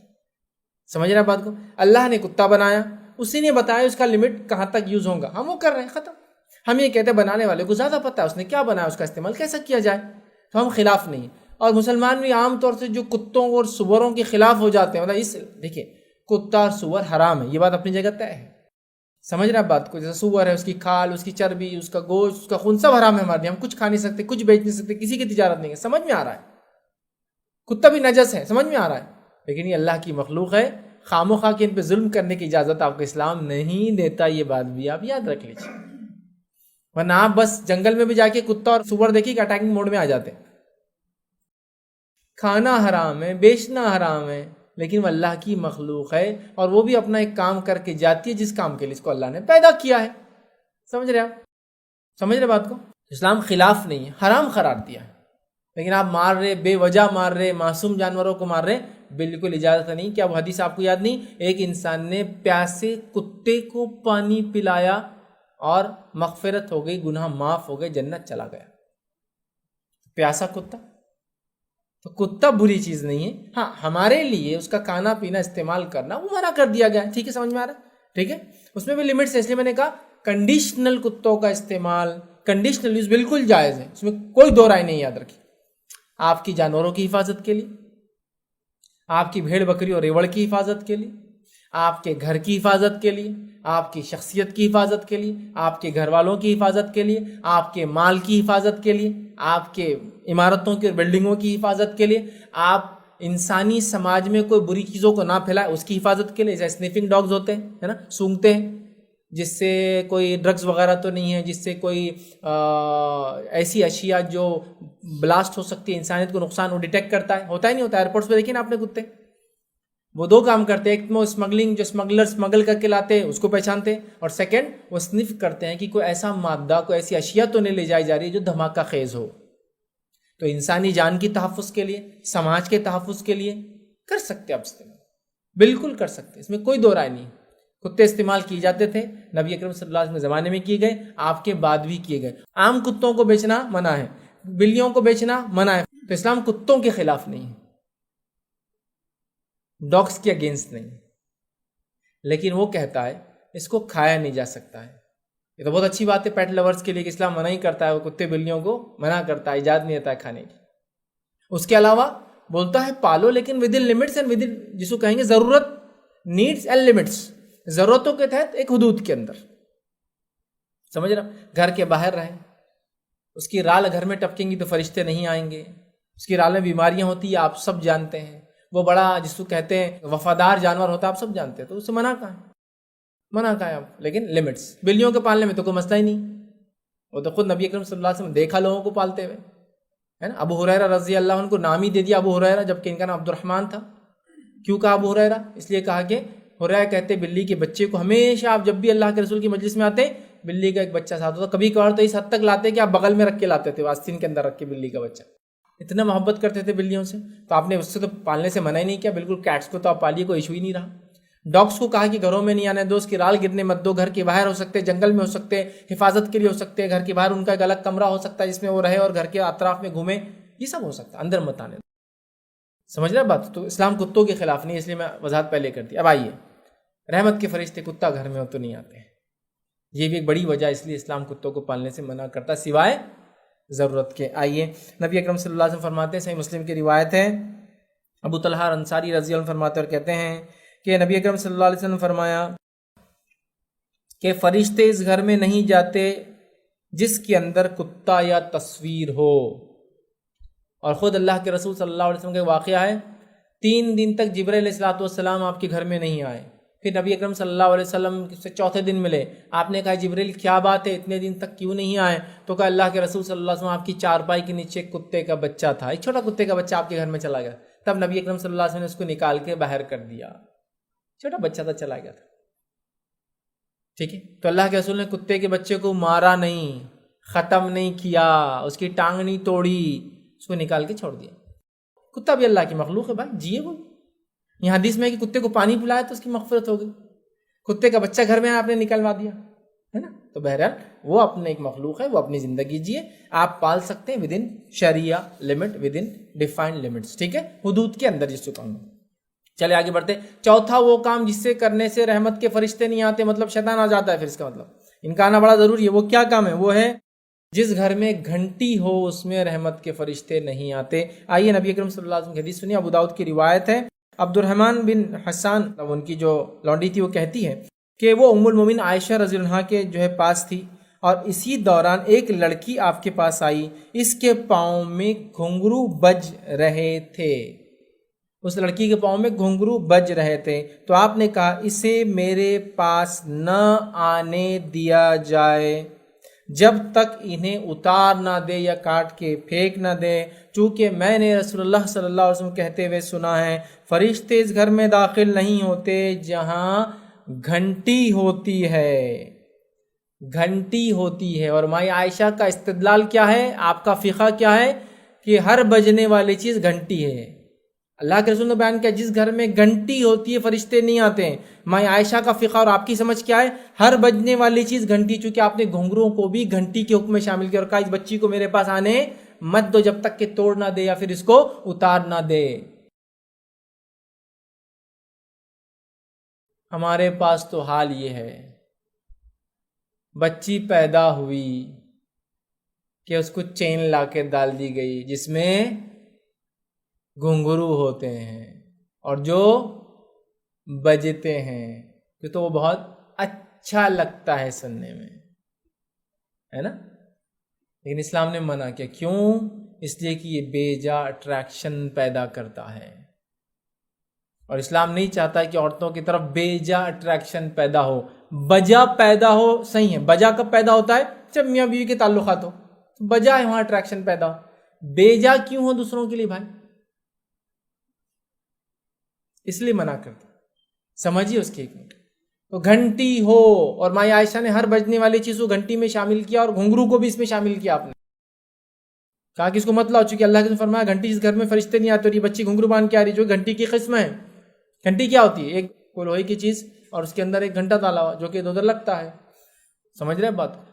تو اس گھر میں فرشتے داخل نہیں ہوتے جہاں گھنٹی ہو۔ اب ہم نے تو گھنگروں کا کیا حال کر دیا اور گھنٹیوں کا کیا حال، شو کو گھنٹیاں لگاتے گھر میں، ہوا سے بج رہی ہے ٹن ٹن چن چن پھن پھن، اور بڑے کتنے اچھی آواز آتی جب بھی وہ ہلدی۔ تو بچوں کو تو بہرحال یہ گھنگرو پہنانا تو عام بات ہے، جس سے مائی عائشہ نے کہا اس بچی کو میرے قریب مت آنے دو، چونکہ فرشتے جب رحمت کے نہیں آتے تو یہ بچی میرے پاس نہ زیادہ اچھا ہے۔ سوچ لیجیے، اپنے گھروں کو گھنٹیوں سے پاک کیجیے، اپنے گھروں کو گھنگروں سے پاک کیجیے، سمجھ رہے ہیں؟ میں سمجھتا ہوں واضح حکم ہے، لیکن یہ بڑی افسوس کی بات ہے، اتنی باتیں آنے کے بعد بھی کچھ لوگوں کا معاملہ یہ ہوتا ہے کہ نہیں ماں ایسا تھوڑی ہوتا، دنیا جینا ہی ہے نا، بچی ہے کیسا معلوم گا بغیر گھنگرو کے؟ میں سمجھتا ہوں بتانے کی ضرورت نہیں، آپ کو بچی ہے بچہ ہے۔ ایک بچہ اگر 9-10 مہینے کا بھی ہو جائے تو اس کے فیچرز دیکھ کر لوگ بول دیتے ہیں لڑکی مبارک، لڑکا مبارک، خوبصورت لڑکا ہے، خوبصورت لڑکی ہے۔ اللہ کی کچھ بچوں میں کنفیوژن ہوتا ہے بس، کہ جن کو تھوڑا ٹائم لگتا ہے سمجھنے میں کہ لڑکی ہے یا لڑکا ہے، نہیں ہے۔ آپ دیکھیے انسانی سماج، بلی ہے بوکا ہے، کیسے سمجھتے ہیں آپ دیکھ کے سمجھ جاتے بلی ہے بوکا ہے، آپ کو ابھی اس کا جینڈر دیکھنے کا بھی ضرورت نہیں، فزیکل فیچر سے آپ خالی اس کی صورت دیکھ کے بتا دیں گے۔ بوکا جو ہوتا ہے اس کا چہرہ بڑا ہوتا ہے اور بلی کا چہرہ چھوٹا ہوتا ہے۔ ابھی آپ وہ اس کا جینیٹیلیا دیکھیں گے کہ وہ میل ہے یا فیمیل ہے، وہ تو سیکنڈ کیس ہے، اس کے جنس دیکھ کر، اس کا جسم دیکھ کر، چہرے سے بھی آپ پہچان جاتے ہیں بوکا ہے یا بلی ہے۔ اتنا تو نالج ہوتا ہے انسان کو، فیچر سے ہم پہچان لیتے ہیں۔ نہیں ماں پہچانی جائیں گی بچی ہے، خوبصورتی میں اضافہ کرتا ہے، لیکن یہ تو لعنت لانے والا سبب ہے، چونکہ ماں عائشہ کہہ رہی رحمت کے فرشتے نہیں آتے اس گھنگرو کی وجہ سے۔ گھنٹی کا چونکہ اللہ کے رسول نے حکم دیا اور انہوں نے گھنگرو کو بھی گھنٹی میں شامل کیا۔ سوچ لیجئے کیا کرنا ہے۔ تو گھنٹی جس گھر میں ہو فرشتے داخل نہیں ہوتے، ماں عائشہ کہتی گھنگرو بھی اگر ہو تو گھنٹی کے حکم میں وہ بھی نہیں ہوتا۔ آئیے پانچویں چیز جس کی وجہ سے گھر میں فرشتے داخل نہیں ہوتے، یاد رکھیے چھوٹی چھوٹی باتیں ہیں لیکن سیریس ہے، چونکہ رحمت کے فرشتوں کا نہیں آنا یہ شیطان کو لانے کا باعث بنتا ہے۔ پانچویں چیز ہے پیشاب کی صفائی نہ ہونا۔ ٹھیک ہے، پیشاب خانے پیخانے میں صفائی نہ ہونا سمجھ میں آ رہا، چونکہ وہ ایک لمیٹڈ باؤنڈریز ہیں، یہ مراد ہے اس کے بعد اس کے علاوہ بھی، ٹھیک ہے۔ جیسے کہ آئیے سنی حدیث سلسلۃ الاحادیث الصحیحہ کی جو ہے یہ روایت ہے، عبداللہ بن یزید فرماتے ہیں اور کہتے ہیں کہ نبی اکرم صلی اللہ علیہ وسلم فرمایا، یہ صحابی رسول فرماتے اور کہتے ہیں کہ نبی اکرم صلی اللہ علیہ وسلم فرمایا گھر کے اندر تھال میں پیشاب کو نہ پڑا رہنے دیا جائے، کیونکہ فرشتے اس گھر میں داخل نہیں ہوتے جس میں پیشاب ہو، نیز کوئی بندہ غسل خانے میں پیشاب ہرگز نہ کرے۔ میں دیکھیے پیشاب اور پیخانے میں گندگی ہو سمجھ میں آ رہا، اس کو آپ صاف کر سکتے ہیں اور وہ ایک لمیٹڈ باؤنڈریز ہیں، اس سے ہٹ کر کہیں بھی پیشاب نہیں ہونا چاہیے گھر میں. جیسے حدیث میں تھال میں پیشاب نہ ہو, تو آپ نے تھال میں پیشاب کیوں؟ مریض, گھر میں کوئی مریض ہے, مریض کو پیشاب کرنا ہے تو ظاہر سی بات ہے اٹھ کے نہیں جاتا, تو آپ کیا کرتے ہیں؟ تھال یا کوئی آج کل اپیریٹس آتے ہیں الگ الگ ٹائپ کے, وہ دیتے ہیں, مریض اسے پیشاب کرتا ہے, وہ آپ نہیں رکھنا.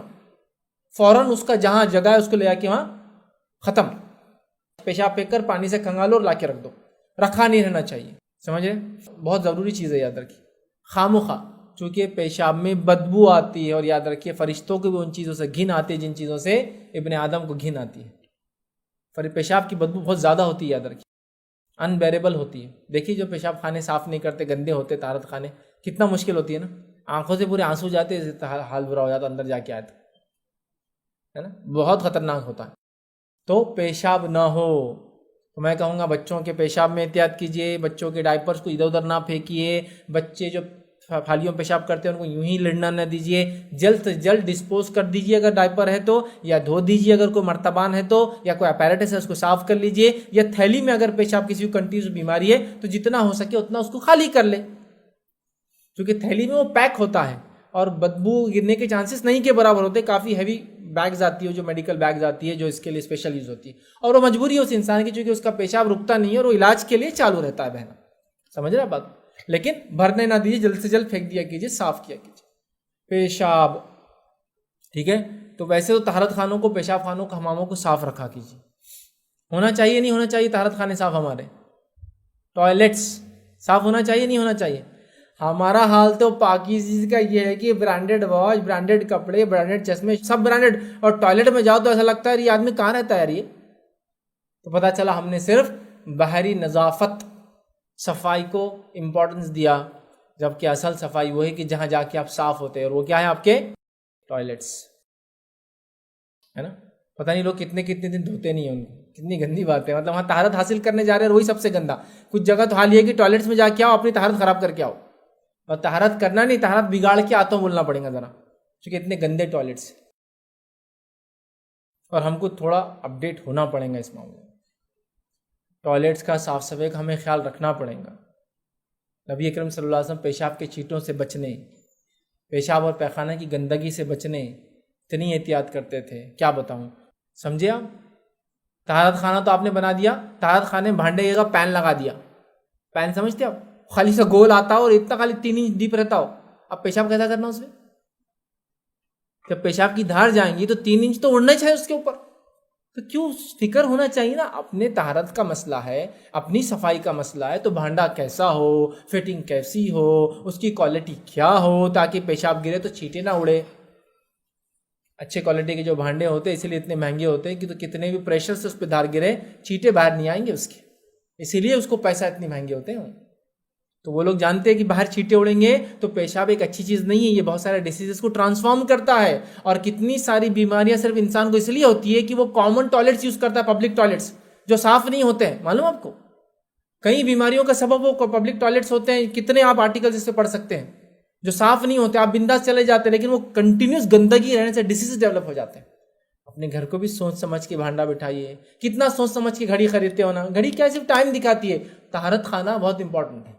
اسی لیے بہت سی بار میں نوجوانوں کہتا ہوں, نوجوانوں شادی ہو رہی ہے نا تو بستر نیا خریدنا, پلنگ نیا خریدنا ضروری نہیں ہے. ٹوائلٹ تمہارا اچھا ہونا, اس کے اندر گیزر ہونا ضروری ہے تمہارے, اس لیے کہ تمہارے غسل کا مسئلہ ہے, تمہاری طہارت کا مسئلہ ہے, وہ زیادہ امپورٹنٹ ایشو ہے. پتہ چلا روم تو ایسا سجا دیا کسی کو انتہا نہیں, اور ٹوائلٹ ایسا کہ اندر گئے تو وہیں چکر کھا گر جانا آدمی نہ ہے, اس کو چونکہ عادت ہو جاتی ڈیلی جانے سے. ہاں وہ ہے اصل چیز صاف صفائی. کچھ قوموں کا حال یہ ہے, جو لوگ کمپنیز وغیرہ میں ہوں گے, چائنیز یا جاپانیز لوگوں کو خاص طور سے آپ دیکھیے, اگر آپ سے کوئی ڈیل کرنا ہے تو پہلے وہ ٹوائلٹ کو ہی جائیں گا آپ کے, اور پھر آ کے فائنل ڈیل کریں گا آپ سے. چونکہ وہ آپ پہ جب تک اعتماد نہیں کریں گا جب تک کہ وہ دیکھ نہ لے کہ آپ صفائی کے معاملے میں کیسے ہے, اور اس کا پیمانہ صفائی کا آپ کا طہارت خانہ ہوتا ہے, اور بہت صاف صفائی کی عادی ہے. جاپانیز ٹوائلٹس تو آپ کو یہ کاسٹ میں ملیں گے کہ 20 لاکھ 25 لاکھ اور 30 لاکھ کے بھانڈے آتے ہیں ان کے صرف. آپ بولیں گے ایسا کیا کرتا اس پہ, تو آپ نیٹ پہ جا کے دیکھ لیجیے کیا کیا کرتا اس پہ, کہ میں نہیں بتا سکتا. اتنے کاسٹلی, گرم ٹھنڈا, ایسے بھی کہ جو آپ کے بیٹھنے سے پہلے آپ کے باڈی ٹیمپریچر کے حساب سے اپنے آپ کو سیٹ کر لے تاکہ بیٹھنے ٹھنڈا نہ لگے. ایسے بھی کوالٹی کے ہوتے ہیں. پانی کا سسٹم، الیکٹرانک پورا دھلانے کے لیے ہاتھ نکل رہا ہے، سب چیز، مطلب کچھ اس کو یوز کرنے کی ضرورت نہیں. اتنے سوفسٹیکیٹڈ یوز کرتے ہیں. بہت صاف بہت صاف بہت صاف رکھتے ہیں. اور آپ کو پتا ہے وہ ہر چیز اسی میں کرتے ہیں. ان کو خے بھی کرنا تو بھانڈے منہ ڈال کے ہی کرتے ہو. واقعی میں اتنا صاف رکھتے ہیں اس کو. ان کو خیا ہے تو ہمارے پاس واش بیسن کی طرف بھگتا آدمی، وہ لوگ بھانڈے کی طرف بھگتے، اس کو پکڑ کے کریں گے خے اس کے اندر، کیونکہ اتنا صاف رکھتے ہیں اس کو. بچے کے لیے چھوٹی ہائٹ کا، بڑے کے لیے بڑی ہائٹ کا. صفائی صفائی صفائی. پیشاب جس گھر میں ہوتا ہے، مرتبان میں، پینس میں، یوں ہی پھیلا ہوا گرا ہوا، ٹوائلٹ گندا ہونا سمجھ میں آ رہا، وہاں تو صاف ہوں، منع ہے کہ تو فرشتے نہیں آتے چونکہ اس کی بدبو گھن کے وجہ سے، واللہ عالم جو بھی وجوہات ہیں، تو پیشاب ہو نہیں آتے. اور کوئی بھی ہرگز غسل خانے میں پیشاب نہ کرے. غسل خانے میں پیشاب نہیں کرنا چاہیے. اب اس پہ علماء کے مختلف فتاوے ہیں کہ وہ غسل خانے اس زمانے میں ٹائلز وغیرہ نہیں ہوتے تھے، مٹی ہوتی تھی، اور مٹی پہ وہ غسل کرتے تھے، پانی نیچے جذب ہو جاتا تھا اس ٹائم، اس وجہ سے منع کیا گیا. آج چونکہ سوفسٹیکیٹ ہوتے ہیں، سسٹم ہوتا ہے، مہوری ہوتی ہے، فلشز ہے، پانی بہت زیادہ عام طور سے مل جاتا ہے. فتاوے ایک الگ بات ہے، لیکن عام بات یہ کہ احتیاط کرو تو بھیا اچھا، چونکہ حدیث میں مت کرو تو مت کرو. سمپل. اٹیچ ٹوائلٹ ایک الگ چیز ہے. غسل خانہ اور ٹوائلٹ اگر اٹیچ ہے تو ایک الگ مسئلہ ہے، یاد رکھیں، کیونکہ وہاں ٹوائلٹ کا ایک اسپیسیفک جگہ ہے، غسل خانے کی اسپیسیفک جگہ ہے. ٹھیک ہے، اسی وجہ سے کچھ لوگ بولتے ہیں غسل خانہ اٹیچ نہیں ہونا، لیکن ایسا مسئلہ نہیں، اٹیچ ہونے میں کوئی حرج نہیں، کیونکہ آج کل ہر چیز دونوں سپریٹ ہوتی ہے، اس کا پورا لمٹ ہوتا ہے، اس کو الگ بناتے ہیں، اس کو الگ بناتے ہیں، تو انشاءاللہ کوئی مسئلہ نہیں. ٹھیک ہے، لیکن احتیاط کریں آپ کے پیشاب کہیں بھی گھر میں نہ ہو، بچوں کا ہو، یہ ہو وہ ہو، بڑوں کا ہو، بیمار کا ہو، مریض کا ہو، احتیاط کریں، فوراً صاف کریں اور اپنے گھر کو پاک رکھیں تاکہ فرشتے آتے رہے. چھٹی چیز جس کی وجہ سے فرشتے رحمت کے گھر میں نہیں آتے وہ کیا ہے؟ جہاں بدبو ہو. صحیح مسلم کی روایت ہے، نبی اکرم صلی اللہ علیہ وسلم فرمایا، کہا صحابی کہتے ہیں کہ آپ نے فرمایا جو شخص اس درخت یعنی لہسن میں سے کھائے، اور کبھی فرمایا جو شخص اس درخت یعنی پیاز میں سے جو کھائے، آپ نے فرمایا وہ ہماری مسجد میں نہ آئے، اس لیے کہ فرشتوں کو بھی تکلیف ہوتی ہے ان چیزوں سے جن سے ابن آدم کو تکلیف ہوتی ہے.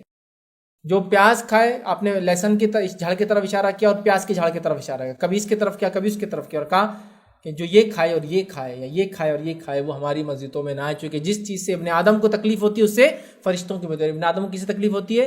ہائی اسمیل ہے نا.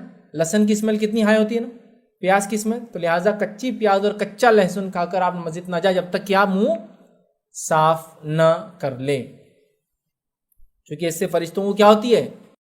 گھن آتی ہے، نفرت ہوتی ہے، چونکہ ابن آدم کو بھی گھن آتی ہے اس سے. ٹھیک ہے، تو اسلام کتنا پاکیزگی کا خیال رکھتا ہے. بازو والے کو بدبو سے تکلیف نہ ہو، چونکہ اس سے فرشتوں کو تکلیف ہوتی ہے اور فرشتے نہیں آتے. سمجھے بات؟ تو لہٰذا کچا پیاز کچا لہسن مت کھائیے. کھاتے ہیں تو پھر منہ رنس کیجئے، مطلب کلی کیجئے اور صاف کیجئے، برش کر لیجئے، پھر مسجد جائیے. اور مسجد میں بیٹھ کے تو ہرگز مت کھائیے، چونکہ باہر سے اندر نہیں جانا تو اندر بھی نہیں کھانا. سمجھے بات؟ چونکہ اس سے بو آتی ہے نا. اب یہ تو تھا اس زمانے میں جن چیزوں سے بدبو آتی تھی، منع کر دے گا. آج ٹوبیکو، تمباکو کتنی بدبو دیتا ہے. نہیں بولے حدیث میں صرف لہسن اور پیاز ہے. ہاں ٹھیک ہے، حدیث میں لہسن اور پیاز ہی ہے. مقصد کیا آگے سنیے نا، جس چیز سے ابن آدم کو گھن آتی ہے اس سے فرشتوں کو بھی گھن آتی ہے. نہیں آپ تو بولیں گے میرے کو تو بہت لذت آتی ہے اس میں، اور آپ کو آ رہی نا. کسی جو نان اسموکر ہے اس سے پوچھو کتنی تکلیف ہوتی ہے اس کو جب آپ کے منہ کا اتنا خطرناک سینٹ، اور کتنی خوشبو والے ہوتے جو کھانے کے ہوتے ہیں، اور پینے کی تو وہ تو بدبوداری ہوتی، چاہے اس میں خوشبو ہوتی نہیں. اسموکنگ آپ کسی ایریا میں جائے جہاں لوگ وہ کرتے ہیں، جو آدمی نہیں پیتا سگریٹ، کوئی سگریٹ پینے والا بھی گزرا تو بولتا ہے انہیں پی کے آیا سگریٹ، چونکہ اس کی اسمیل اتنی ہائی ہوتی، تکلیف ہوتی ہے اس سے، ہے نا. اب ان لوگوں کیا جو طہارت خانوں میں گھس کے سگریٹ اب پی رہے مسجد کے، اعتکاف کے نام پہ مسجد میں نیچے بیٹھے اور اوپر جا کے انجن چلا رہے اپنا. ہاں افطار ہوتے ہی مغرب کی نماز، کھانا اور چھت، کیا قبول ہوں گے یار؟ تم بدبو کرتے پھر رہے، اور کیوں ایسی چیز پیتے ہو، کیوں ایسا کام کرتے ہو؟ نہیں وہ مکروہ ہے بول کے چلتا. میں وہ بحث میں نہیں پڑھ رہا ہوں آپ کو مکروہ ہے فلاں. اگر یہ اتنا ہی اچھا ہے، ٹھیک عمل ہے، کراہت ہے، صرف تھوڑا برا ہے، تو پھر اس کو بہت سارے نیکیوں کام میں کیوں استعمال نہیں کرتے؟ حلال ہے، آپ بول رہے حلال ہے لیکن تھوڑا پسندیدہ نہیں ہے، تو کبھی صدقے میں دیا کرو. میں صدقے میں یہ سال رمضان میں ہم عید الفطر کا صدقہ 2.5 کلو سگریٹ نکالیں گے، صدقے میں نکالا کرو. آنے والوں کو صدقے میں دیا کرو، بیوی کے ساتھ مل کر پیا کرو، بچوں کو ترغیب دلاؤ کہ بیٹے ٹھیک نہیں ہے, کبھی کبھار چل جاتا, لیٹ اٹ بی, تم بھی چلو میں بھی چلتے رہتا, ٹھیک, کبھی یہ کر لیا کرو. ہاں, اس کو دینے کی یہ نیت ہو کہ اس کو دینے سے اجر و ثواب ملیں گا, کیونکہ دوسرا پیئیں گا نا, اس کو ضرورت مند ہے بیچارہ, وہ بھی طلب لگی ہوئی ہے اس کو, تو آپ کو نہیں دیتے نا, ارے بھائی مت پی, چھوڑ دے, خود پیتے پیتے بولتا مت پی, چھوڑ دے, بہت نقصان ہے اس کے, میکو ہو رہے. لیکن اب کیا ہے, پرانا زندگی گزر گئی ہماری, نہیں بدلنا چاہے تو سب کچھ.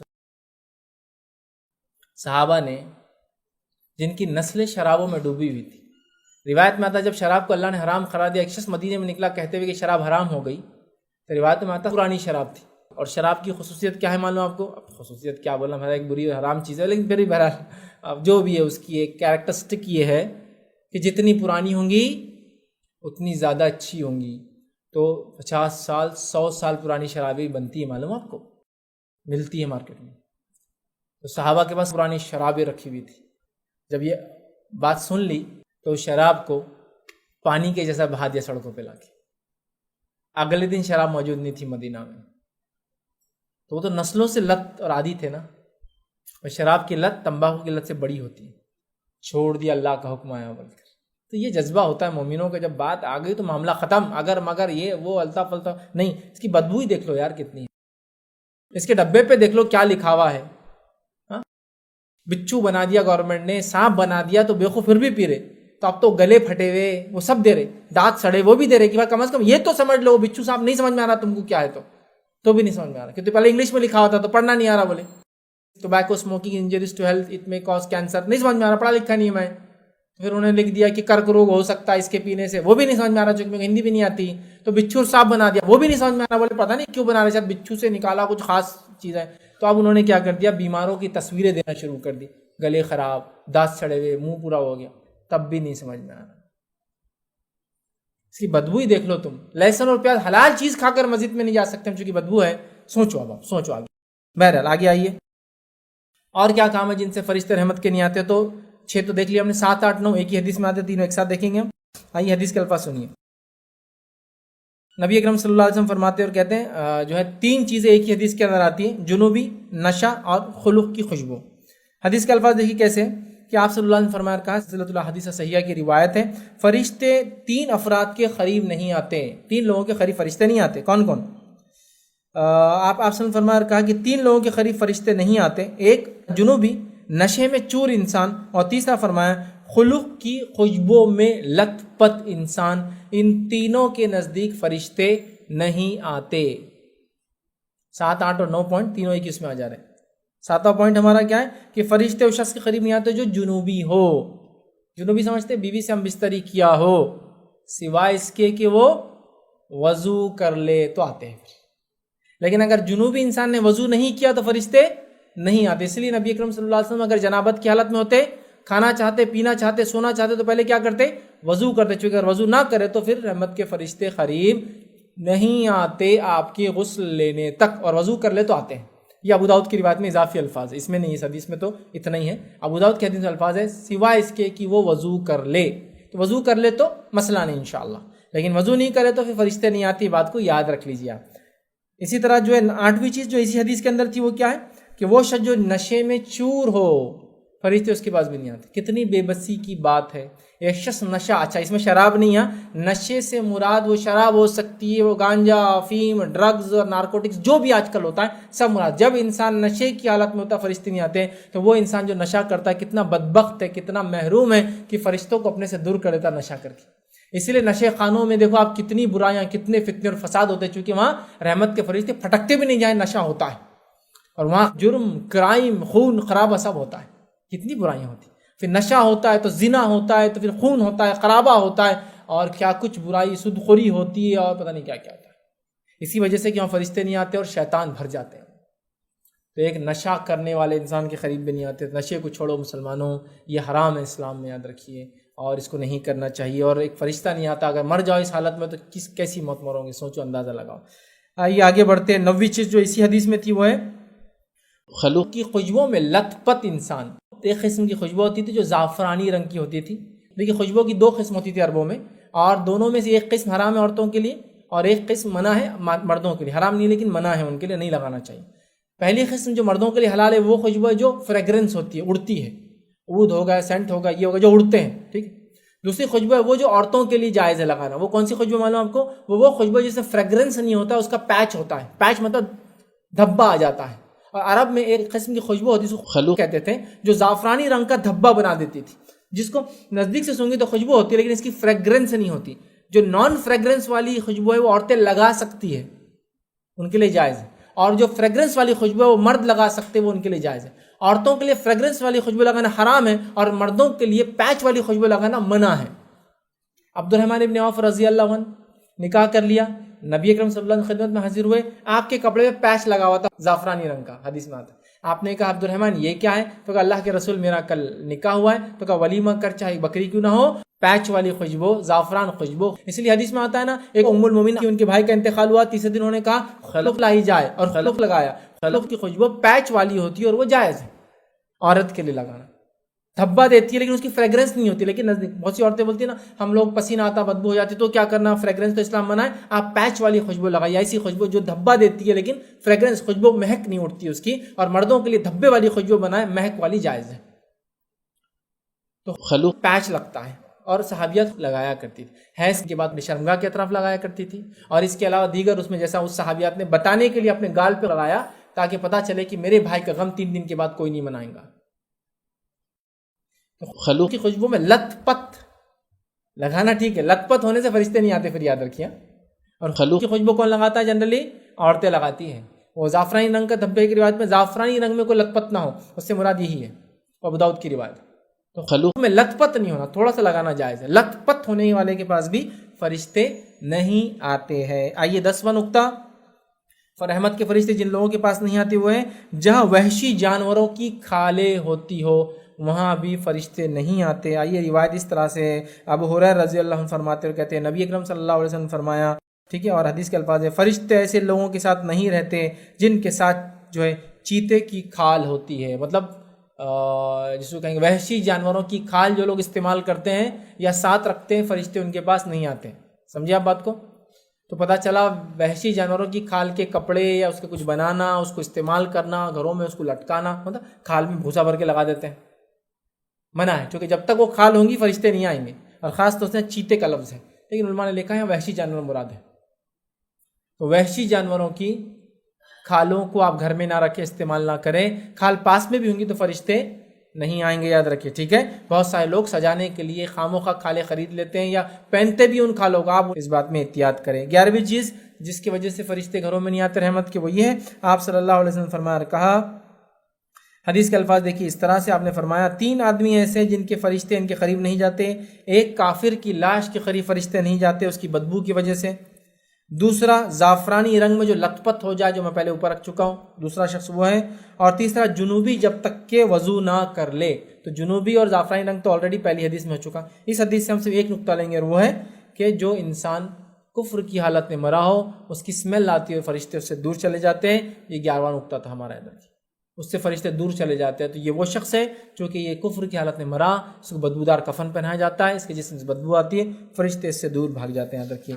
12واں وہ عمل جس سے کرنے سے فرشتے قریب نہیں آتے ہیں، وہ عمل یاد رکھیے کیا ہے. وہ عمل یہ ہے جو ترغیب کی روایت ہے، حدیث کے الفاظ سنیے. وہ یہ نبی اکرم صلی اللہ علیہ وسلم فرمایا، کہا خطا رحمی کرنے والے پر فرشتے نہیں اترتے. رحمت کے فرشتے اس شخص کے پاس نہیں آتے جو قطع رحمی کرتا ہے. قطع رحمی رشتوں کو توڑنے والا ہے. اللہ رحم کرے آج ہم نے رشتوں کو توڑ کے اپنا حال یہ کر لیا کہ آج رحمت کے فرشتوں سے ہم مکمل محروم ہو چکے ہیں. اچھا، رشتوں کو جوڑنے میں تکلیف تو ہوتی ہے نا، اس لیے تو اجر ہے. اسلام کسی چیز کا اجر کب دیتا ہے؟ یوں کچھ مت کرو، کچھ نقصان نہیں، اجر.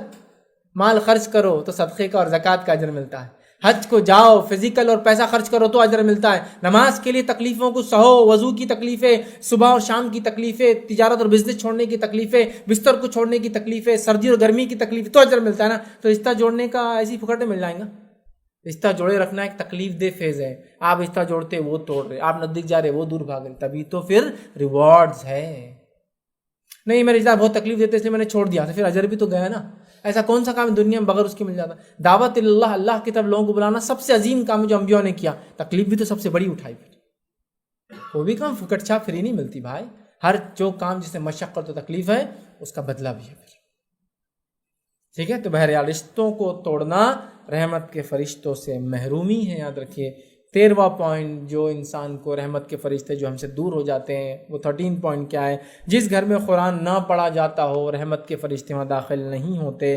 آئیے حدیث کے الفاظ، تھوڑی لمبی حدیث کے الفاظ یہ ہیں۔ انس بن مالک رضی اللہ عنہ فرماتے اور کہتے ہیں کہ آپ صلی اللہ علیہ وسلم فرمایا، جہاں تک ہو سکے اپنے گھروں کو نور سے بھر دو، بے شک جس گھر میں قرآن کی تلاوت ہوتی ہے وہ اپنے گھر والوں پر کشادہ ہو جاتا ہے اور خیر اس میں بڑھ جاتا ہے، اور فرشتے وہاں آتے ہیں اور شیطان اس گھر کو چھوڑ کے بھاگ جاتے ہیں، اور جس گھر میں قرآن کی تلاوت نہ ہوتی ہو وہ گھر والوں پر تنگ گھر ہو جاتا ہے اور اس کی جو ہے خیر گھٹ جاتی ہے، اور فرشتے اس کو چھوڑ دیتے ہیں اور شیاطین وہاں آ کر بس جاتے ہیں، ان کے اڈے بن جاتے ہیں وہ گھر۔ اب اپنے گھروں کے حال دیکھ لیں، ہم نے اپنے گھروں کو شیطان کے اڈے بنایا ہے یا فرشتوں کا اڈا بنایا ہے؟ اڈا جمع ہونے کی جگہ کو بولتے ہیں، ایک جگہ جہاں جاتے ہیں ہوائی اڈا، ہوائی جہاز وہیں اترتے ہیں وہیں سے اڑتے ہیں، ٹھیک ہے؟ تو اب ہمارے گھر کس چیز کا اڈا ہے؟ فرشتے اترتے ہیں، شیطان اترتا ہے۔ دیکھ لیں، قرآن کی تلاوت تو ہوئی تھی، ایسا نہیں بلکہ ماشاءاللہ دادا کے انتقال پہ ہوئی تھی 5 سال پہلے، اب سب زندہ ہے تو ضرورت تو نہیں ہے، اب کوئی مر جائیں گا تو پھر ایک بار ہو جائیں گے، کوئی بیمار ہو جائے گا تو ضرور تلاوت ہوں گی، اس میں کیا مسئلہ ہے؟ مصیبت آ جائیں گی تو بھی کریں گے انشاءاللہ ہم تلاوت، کوئی مر جائے تو پھر تو بہت ضروری ہے اس کو بخشنا، تو ہم کریں گے۔ اس کے علاوہ قسم کھانے کے لیے بھی قرآن ضرور اٹھا کے لائیں گے ہم، باقی تو ایسا کوئی ضروری نہیں ہے روز پڑھنا، پھر کیا ہے مسئلہ، روز پڑھا جائے گا۔ چلو مرد تو باہر مسجد میں جا کے پڑھ لے رہے ہیں، جماعت نماز پڑھ رہے تو سن لے رہے ہیں، عورتوں کا کیا؟ عورتیں ظاہر سے حافظہ تو بہت کم ہوتی ہیں، یاد بھی کم کرتی ہے قرآن کو عام طور سے مردوں کے مقابلے میں، سنتی بھی کم ہے چونکہ نماز جماعت سے نہیں پڑھتی، تو گھروں میں تو وہی چھوٹی چھوٹی صورتیں پڑھیں گی نا ہمیشہ، باقی قرآن کا کیا؟ تلاوت کرو قرآن کی، بیٹھو گھروں میں لے کر، بہت ضروری ہے، ورنہ شیطان کے اڈے بن جاتے ہیں گھر، ٹھیک ہے؟ تو یہ پوائنٹس تھے جو میں نے آپ کے سامنے رکھے ہیں کہ جو کرنے سے رحمت کے فرشتے دور بھاگ جاتے ہیں۔ فرشتوں کا دور بھاگنا شیطان کو قریب کرنا ہے، فرشتے کا دور جانا رحمت سے دوری ہے، فضل سے دوری ہے، اللہ کی جود اور کرم اور سخا سے دوری ہے۔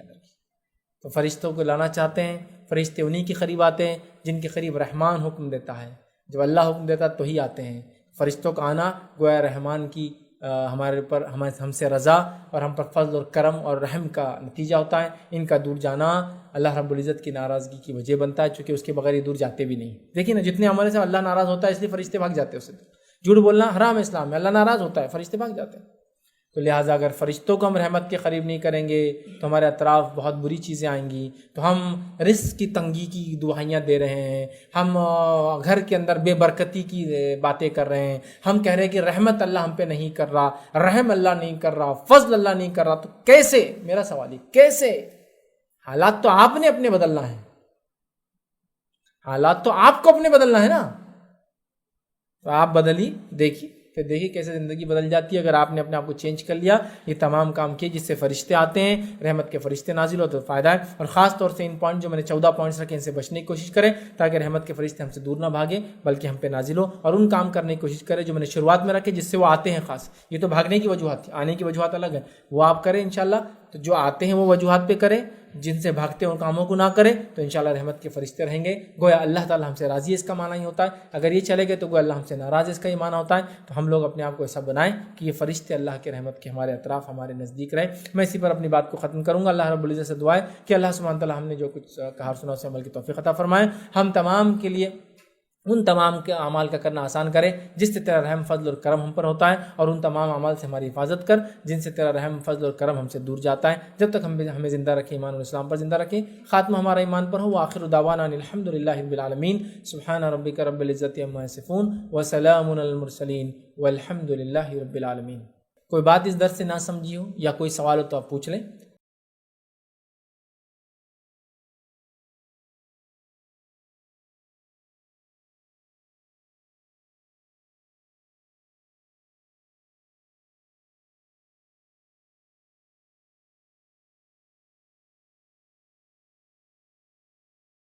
بسم اللہ الرحمن الرحیم، الحمد للہ رب العالمین، والصلاة والسلام علی خاتم النبیین والمرسلین، رب اشرح لی صدری ویسر لی امری واحلل عقدۃ من لسانی یفقہوا قولی۔ جی فیض بھائی، ہم فارما مارکیٹنگ میں ہیں، ہمارے پاس LBs آتے، فولڈرس آتے جو ہم پروموٹ کرتے ہیں، اور کچھ ایسے تصویریں آتے جس پہ ماڈلس کی فوٹو وغیرہ ہوتی اور انسانی تصاویرات رہتے، انسانی شکل میں بھی رہتے، کارٹون کی شکل میں بھی رہتے، اور کبھی کبھی مطلب روم میں ایسا بکھرے ہوئے بھی رہتے، کیونکہ تعداد زیادہ رہتی، ہر ایک کو دینا پڑتا، تو اس کے لیے کیا حکم ہے؟ ایسا کہاں تک؟ بھائی نے ایک سوال کیا کہ وہ فارما کمپنی کا کام کرتے ہیں، تو اس پہ جو میڈیسنس آتی ہے، پیمفلیٹس آتے ہیں، براؤچرس آتے ہیں، باکسز آتے ہیں، اس پہ ایڈورٹیزمنٹس ہوتے ہیں جس کے اندر تصویریں ہوتی ہیں، مردوں کی ہوتی ہے، عورتوں کی ہوتی ہے، کبھی کبھار کارٹونس ہوتے ہیں. تو جہاں تک کارٹونس کا معاملہ تو ایکسیپشنل ہے، چونکہ ہم نے دیکھا گڈا گڑیا اور کھلونے اللہ کے رسول صلی اللہ علیہ وسلم عائشہ کے پاس دیکھے اور کچھ نہیں کہا، تو کارٹونس وغیرہ تو ایکسیپشنل ہو جائیں گے، یا کارٹونک فوٹوز وغیرہ تو ایکسیپشنل ہو جائیں گے. لیکن جہاں تک بھائی کا سوال تھا وہ صرف پھیلے ہوئے ہوتے ہیں، بہت زیادہ کوانٹٹی میں ہوتے ہیں، ہر آنے والے کو دینا پڑتا ہے، تو کیا کریں؟ دیکھیے میں اس معاملے میں سجیسٹ یہ کروں گا، چونکہ آپ کمپنی کو تو سجیشن دے نہیں سکتے، کمپنی جنرلی نان مسلم ہوتی ہے اور ان کو اس سے کوئی پرواہ نہیں حلال حرام سے وغیرہ وغیرہ، اور اسلامک پوائنٹ آف ویو سے وہ نہیں سوچتے ہیں، لہٰذا ان کو تو آپ کمپیل نہیں کر سکتے، بولیں گے آپ کو کرنا ہے کیجیے ورنہ چھوڑ دیجیے. ٹھیک، تو یہاں احتیاطی پہلو یہ ہوں گا، آپ جتنے زیادہ ہو سکے چیزوں کو ڈھانک کر رکھنے کی کوشش کریں، چھپا کر رکھنے کی کوشش کریں، چہروں کو دبانے کی کوشش کریں، ڈسپلے میں نہ آئے، کم سے کم ڈسپلے میں اس کی کوشش آپ کریں. اب یہ کتنا آپ سکسیزفل ہوں گے ایک الگ چیز ہے. جیسا کہ ایک آدمی ہے وہ ایسی جگہ کام کرتا ہے جہاں تصویروں کا ہی مسئلہ ہے، جیسا کہ بینک میں کام کر رہا ہے، بینک میں ہر نوٹ پہ تصویر ہے، کسی بھی بینک میں ہو، مسلم ہو نان مسلم کنٹری ہو، ظاہر سی بات ہے آج کل تصویروں پہ بادشاہوں کی، سلاطین کی، فریڈم فائٹرز کی فوٹوਆਂ ہوتی ہے نا، یا پھر ملک کے بانیوں کی تصویریں ہوتی ہیں. تو اب وہ کیسے چھپائیں گے آپ؟ نوٹیں پھیلی ہوئی، اکاؤنٹس کر رہے ہیں. تو مجبوریاں تو ایک الگ چیز ہے، لیکن ان مجبوریوں میں بھی میں یہ کہوں گا جتنا ہو سکے ڈھانک سکے اتنا ڈھانک لیں. جتنا ہو سکتا ہے آپ سیدھے ڈبے کو الٹا ڈبہ رکھیں، جب ضرورت ہے جب سیدھا کر کے ان کو گفٹ کر دیں، پھر اس کو سمجھے نا، مطلب بولنے کا مطلب یہ پورے ڈبوں کو الٹانا رکھے، آپ ایک ڈبہ جو ٹاپ کا ہے، تصویر ادھر ہے تو ایسا رکھ کے رکھے اس کو. یا آپ کے کپڑوں کا شو روم ہے تو آپ کپڑے ڈسپلے کر رہے ہیں، ماڈلس ہوتے ہیں، تو آپ خالی چہرے کو مٹا دیں یا چہرے کو چھپا دیں یا چہروں کو ہٹا دیں یا چہروں کو اتنا ڈھانک دیں، باقی نیچے کا تو درست ہے. سمجھے آپ بات کو؟ ہو گیا. ٹیلرنگ کی دکان ہے، ہیلتھ کلبز ہے، آپ دیکھیے وہاں لوگ لگا دیتے ہیں، ٹھیک ہے، آپ کو بتانا ایسا ایسا کرنے سے یہ چیز ایسی بنتی ہے، چہرے چھپاتے آپ، یا تو البم میں رکھیے پھر، تاکہ البم میں لوگ دیکھیں، البم بند ہو جاتا پھر. تو جہاں مجبوریاں ہیں دیکھیے تو مجبوریوں کو مجبوری کے حد تک رکھیے. تو آپ جہاں تک ہو سکتا ہے کیا کیجیے، ان کو زیادہ پھیلنے نہ دیجیے، اور اگر پھیلا بھی ہوئے تو کوشش کیجیے کہ الٹا رکھ دے کم از کم ایک ٹاپ کا. پھر آپ نے کسی گفٹ کیا، اس کے اوپر والے کو یہ لے کے گفٹ کیا، اس کو پلٹا دے اور یہ دے دے تاکہ پھر چھپ جائے. جہاں تک ہو سکتا ہے احتیاط کرے، یہی انشاءاللہ عزیز زیادہ بہتر اور خیر ہے جہاں تک ہو سکتا ہے. پھر آپ جہاں مجبور ہو جائے تو اللہ تعالیٰ انشاءاللہ عزیز ہماری مجبوریوں کو دیکھیں گا، چونکہ ہم ایک ایسے دور سے گزر رہے ہیں جو صرف تصویر کشی کا اور تصویر کا دور ہے. لیکن اللہ ہماری نیتوں کو دیکھیں گے، ہمارے انٹینٹ کو دیکھیں گے کہ کہاں تک ہم چھپانے کی کوشش کر رہے تھے. تو جہاں تک ہو سکتا آپ چھپائیے، جہاں آپ مجبور ہو جاتے بہرحال پھر تو ایک الگ بات ہے. انشاءاللہ اللہ تعالیٰ آپ کی مجبوری اور آپ کی نیت کو دیکھیں گے. اسکول کے کاموں میں، پروجیکٹ میں تصویر بنانا پڑتا ہے تو کیا کرنا چاہیے؟ دیکھیے اسکول میں، کالج میں، فیلڈ میں، اسٹریم میں، کسی ایک سائنس کو آپ گین کر رہے ہیں، سائنس سمجھتے کوئی ایک اسٹریم آپ کر رہے ہیں جس میں تصویریں بنانا ہے، اعضا بنانا ہے، جسم بنانا ہے، تاکہ اس سے علم حاصل کرے اور اس کے بغیر کوئی چارہ نہیں ہے، تو علماء بالکل اس کی اجازت دیتے کہ آپ کی مجبوری والی شکلیں یہاں مجبوری کے حد تک کیا جا سکتا ہے. جیسا کہ کوئی سائنس کا پروجیکٹ ہے یا کوئی سائنٹیفک چیز ہے جس کے اندر انسانی چہرے کو بنانا ہے، آنکھ کیسا فنکشن کرتی ہے، پھر آنکھ اس میں ڈسپلے کرنا ہے، تو یہ آپ کی مجبوریاں ہیں. ٹھیک ہے، اور اسی مجبوریوں کے تحت سائنسدانوں نے، ہم دیکھتے ہیں پہلے زمانے میں آنکھوں کے فنکشن، چہروں کے فنکشن پہ کام کیا، لیکن جب ان کو بنایا تو ان کو اصلی شکل میں نہیں بنایا، حالانکہ اصلی شکل میں بنا سکتے تھے. پرانی کتابیں دیکھیے اب جو اسلام مسلمانوں نے لکھی، خاص طور سے چہروں کو گول بنایا، چوکور بنایا، تکون بنایا. کیوں؟ ایسے چہرے ہوتے کا گول چہرہ، چوکور چہرہ، تکون چہرہ، لیکن سائنسی کتابوں میں تاکہ اصلی شکل بنانے سے بچ جائے بول کے انہوں نے یہ کام کیا تھا. لیکن اگر آپ کا سائنس کا پروجیکٹ ہے اور وہ ایک فن سیکھ کے آپ انسانیت کو بڑا نفع دینے والے انشاءاللہ، اور وہ آپ کی مجبوری ہے، وہ کورس ہے، تو علماء لکھتے ہیں اس میں کافی فتاوے، مجبوراً جتنا ہو سکتا اتنا آپ کریں، جہاں آپ چھوڑ سکتے ہیں وہاں چھوڑنے کی آپ کو، جیسا جہاں آپشن رہتا ہے کرو یا نہیں بھی کرے چلتا، تو جو مجبوریاں وہ کر لیں، باقی آپ چھوڑ دیں، یہی انشاءاللہ خیر اور بہتر کا باعث اور سبب بنے گا انشاءاللہ. السلام علیکم. آپ نے ایسے گھنٹی کا بتایا، تو آج کل جو ڈور بیلز ہوتی ہیں تو اس کا کیا معاملہ رہے گا؟ ڈور بیل بند کرنا چاہیے یا پھر اس کا کیا معاملہ ہے؟ بھائی نے سوال کیا کہ جیسا ڈور بیل کا مسئلہ ہے، گھنٹی کا مسئلہ ہے، تو اس معاملے میں کیا کریں؟ دیکھیے اس معاملے میں علماء نے پہلے تو یہ لکھا جو فتاوے میں نے پڑھے کہ آپ کوشش کریں کہ جو بنانے والا ہے اس کو ڈیمانڈ کرے کہ ایسی بیل دے جس کے اندر انسانی آوازیں وغیرہ ہوں. جیسا کہ کوئی بیل دبایا کسی نے تو اندر آتے السلام علیکم باہر کوئی آیا ہے یا اس طرح کا کچھ. لیکن ہم جانتے ہیں ہمارے ملک میں تو ناممکن جیسی بات ہے کہ ایسی کوئی بیل ملے. سمجھے نا, ہونا چاہیے ایسا لیکن نہیں ہے. اب چونکہ مجبوری ہے, گھر بڑے بڑے ہیں, بیل نہیں ہوں گی تو آواز اندر تک نہیں جائیں گی اور مجبوری کے علاوہ کچھ آ رہے ہیں تو یہ مجبوری والی شکل ہے. لہٰذا اس میں سمپل سے سمپل ایسی چیز گھنٹی لگائی جائے جو کسی کی عبادت کی مشابہت نہ کرتی ہو آواز میں, تو انشاءاللہ عزیز یہ مجبوری والی کیفیت میں انشاءاللہ عزیز مانا جائے گا. پھر اللہ بہتر جانتا ہے کیا ہے, لیکن یہ مجبوری والی کیفیت ہے. سمجھ آپ, تو لگائی ایسی جائے جو بہت سمپل ہو, تھڑک پھڑک نہ ہو اور کسی کے مذہبی چیز کو کاپی نہ کرتی ہو. سمپل ایسی کوئی گھنٹی آواز لگائی جائے, لیکن بیٹر ہے اگر ہیومن وائس, ہیومن ووکل آواز ہو, ایسا کہ السلام علیکم باہر کوئی آیا دیکھیے, یا باہر کوئی آیا ہے یا کچھ ایسا اگر ہوتا ہے تو بیسٹ ہے.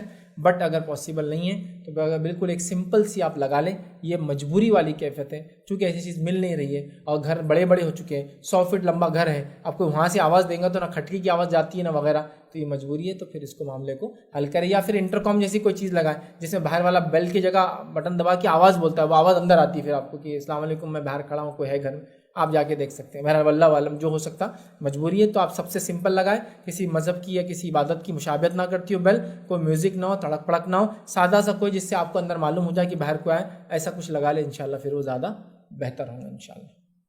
میرا ایک سوال کے 2 حصے, ایک مطلب گھنٹی کی آواز کا اور دوسرا تصویر کے اوپر. گھنٹی کی آواز جو ہم مطلب یوز کرتے ہیں چھوٹے بچوں کو بہلانے کے لیے, کیا وہ جائز ہے؟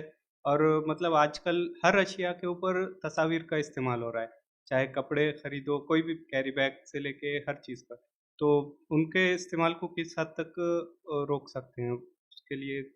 میں نے سوال کیا کہ بچوں کو بہلانے کے لیے گھنٹی وغیرہ وہ کرنا, تو دیکھیے جھنجھنا وغیرہ یا اس طرح کی چیزیں جو بچوں کو بہلانے کے لیے وغیرہ ہوتی ہے, اس تعلق سے میں نے کچھ فتاوے پڑھے تھے کہ کچھ حد تک علماء نے کہا کہ یہ درست ہے, لیکن انشاءاللہ میں اگلے ہفتے اس کو اور ایک بار ریوائز کر کے, لیکن بچوں کے لیے جو چیزیں ان کے آنکھ پہ نہیں پہنی جا رہی, ان کے ساتھ نہیں رکھی جا رہی, لیکن الگ سے ہوتی ہے, وہ چاہے پتھر بھرے ہوئے ہوتے اندر کبھی یا کچھ قسم کی چیز جس سے وہ بچتا ہے ہلانے سے, جس سے بچہ بہل جاتا ہے, فتاوے تو ہے موجود انشاءاللہ کہ ویسی چیزیں استعمال کی جا سکتی ہے. چونکہ مقصد گھنٹی نہیں ہے, متنبع کرنا نہیں, بچے کو صرف بہلانا کرنا ہے آواز کر کے, تو انشاءاللہ اس میں کوئی مسئلہ نہیں ہے, جبکہ وہ میوزیکل انسٹرومنٹ نہ ہو, خالی اس ٹائپ کی رف چیزیں ڈبے میں کچھ بھر دیا بجا رہے, لیکن میوزیکل انسٹرومنٹ ہوں گا تو پھر تو یقیناً منع ہے.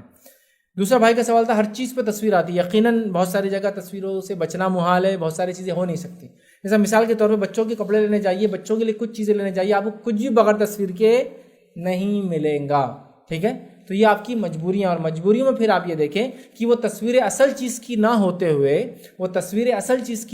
ہوئے کارٹونک فارم میں ہوں تو پھر درست ہے, اس لیے کہ پھر وہ گڑیا گڈا اور وہ کھلونے کی شکل میں چلی جائیں گی.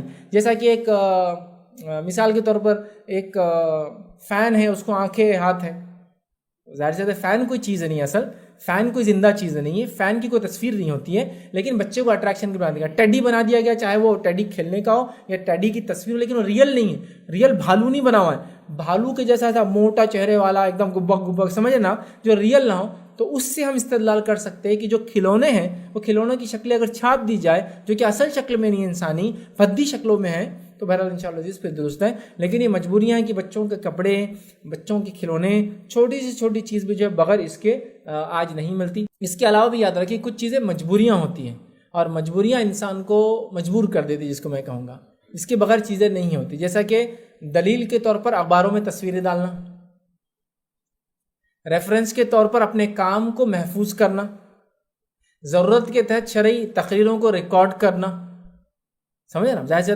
تصویر ہے, یہ تصویر ریکارڈ ہوتی ہے, تصویر پہ ٹی وی پہ ڈسپلے ہوتی ہے, سمجھ رہا. تو کچھ چیزیں مجبوری ہوتی ہے, ڈسپلے کرنا کچھ چیزوں کو, یہ ہمارے کام اور ایکٹیویٹی ہے جس کے بغیر لوگ سمجھنے والے نہیں, سمجھ رہا بات کو. جیسا کہ مثال کے طور پر حدیث میں تو ایک ہاتھ سے دو تو دوسرے ہاتھ کو پتہ نہ چلے, لیکن ایک ہاتھ سے اگر آپ کسی کا صدقہ لے کے دیں گے دوسرے ہاتھ کو پتہ نہ چلے, صدقہ آپ آفیشیل لیتے ہیں, اکاؤنٹ میں لیتے ہیں, تو گورنمنٹ آپ سے پوچھتی سال بھر بعد کہ آپ نے جو پیسہ آپ کو چندہ آیا کیا کیا, تو آپ کو پورا ریکارڈ کیپنگ کرنا پڑتا ہے, ان کو دیا, تصویریں فلاں, یہ چیز ہوتی, یہ کام کرتے. تو تو مجبوریاں ہیں. تو مجبوریاں ہیں, ضرورتیں ہیں کچھ جگہ, جیسا کہ آئی کارڈز وغیرہ, پاسپورٹ وغیرہ, یہ ضرورتیں ہیں. تصویریں کھینچنا, ریکارڈ کیپنگ کرنا یا دینی کاموں کو پھیلانے کے لیے کرنا, یہ مجبوریوں کی شکل ہے. تو بہرحال مجبوریاں وغیرہ الگ ہیں. تو لہٰذا بچوں کے چونکہ آتے نہیں ہیں, آپ دیکھیں, کوشش کریں, اور اگر اس طرح سے مصنوعی کارٹونک فارم میں تو انشاءاللہ العزیز فتاوی تو موجود ہے کہ چل جائیں گے.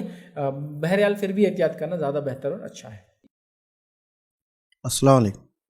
فیض بھائی, آپ نے پاگل کتوں کے بارے میں بتایا, میں نے کچھ کالے کتے کے بارے میں بھی سنا تھا, تو یہ کہاں تک صحیح ہے؟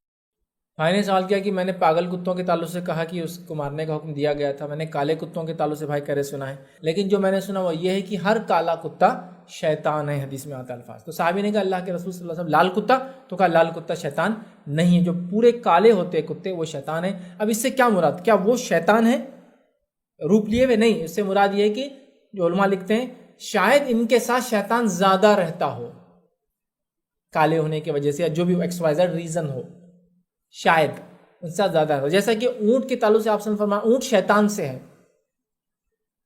اسی لیے, اور ایک حدیث میں ہر اونٹ کے ساتھ ایک شیطان رہتا ہے, حدیث میں الفاظ. اسی لیے اونٹوں کے بارے میں نماز آپ نے پڑھنے کا حکم دیا کہ اونٹوں کے بارے میں نماز کوئی نہ پڑھے, بکریوں کے بارے میں پڑھے, بکریوں کے باڑے میں پڑھے.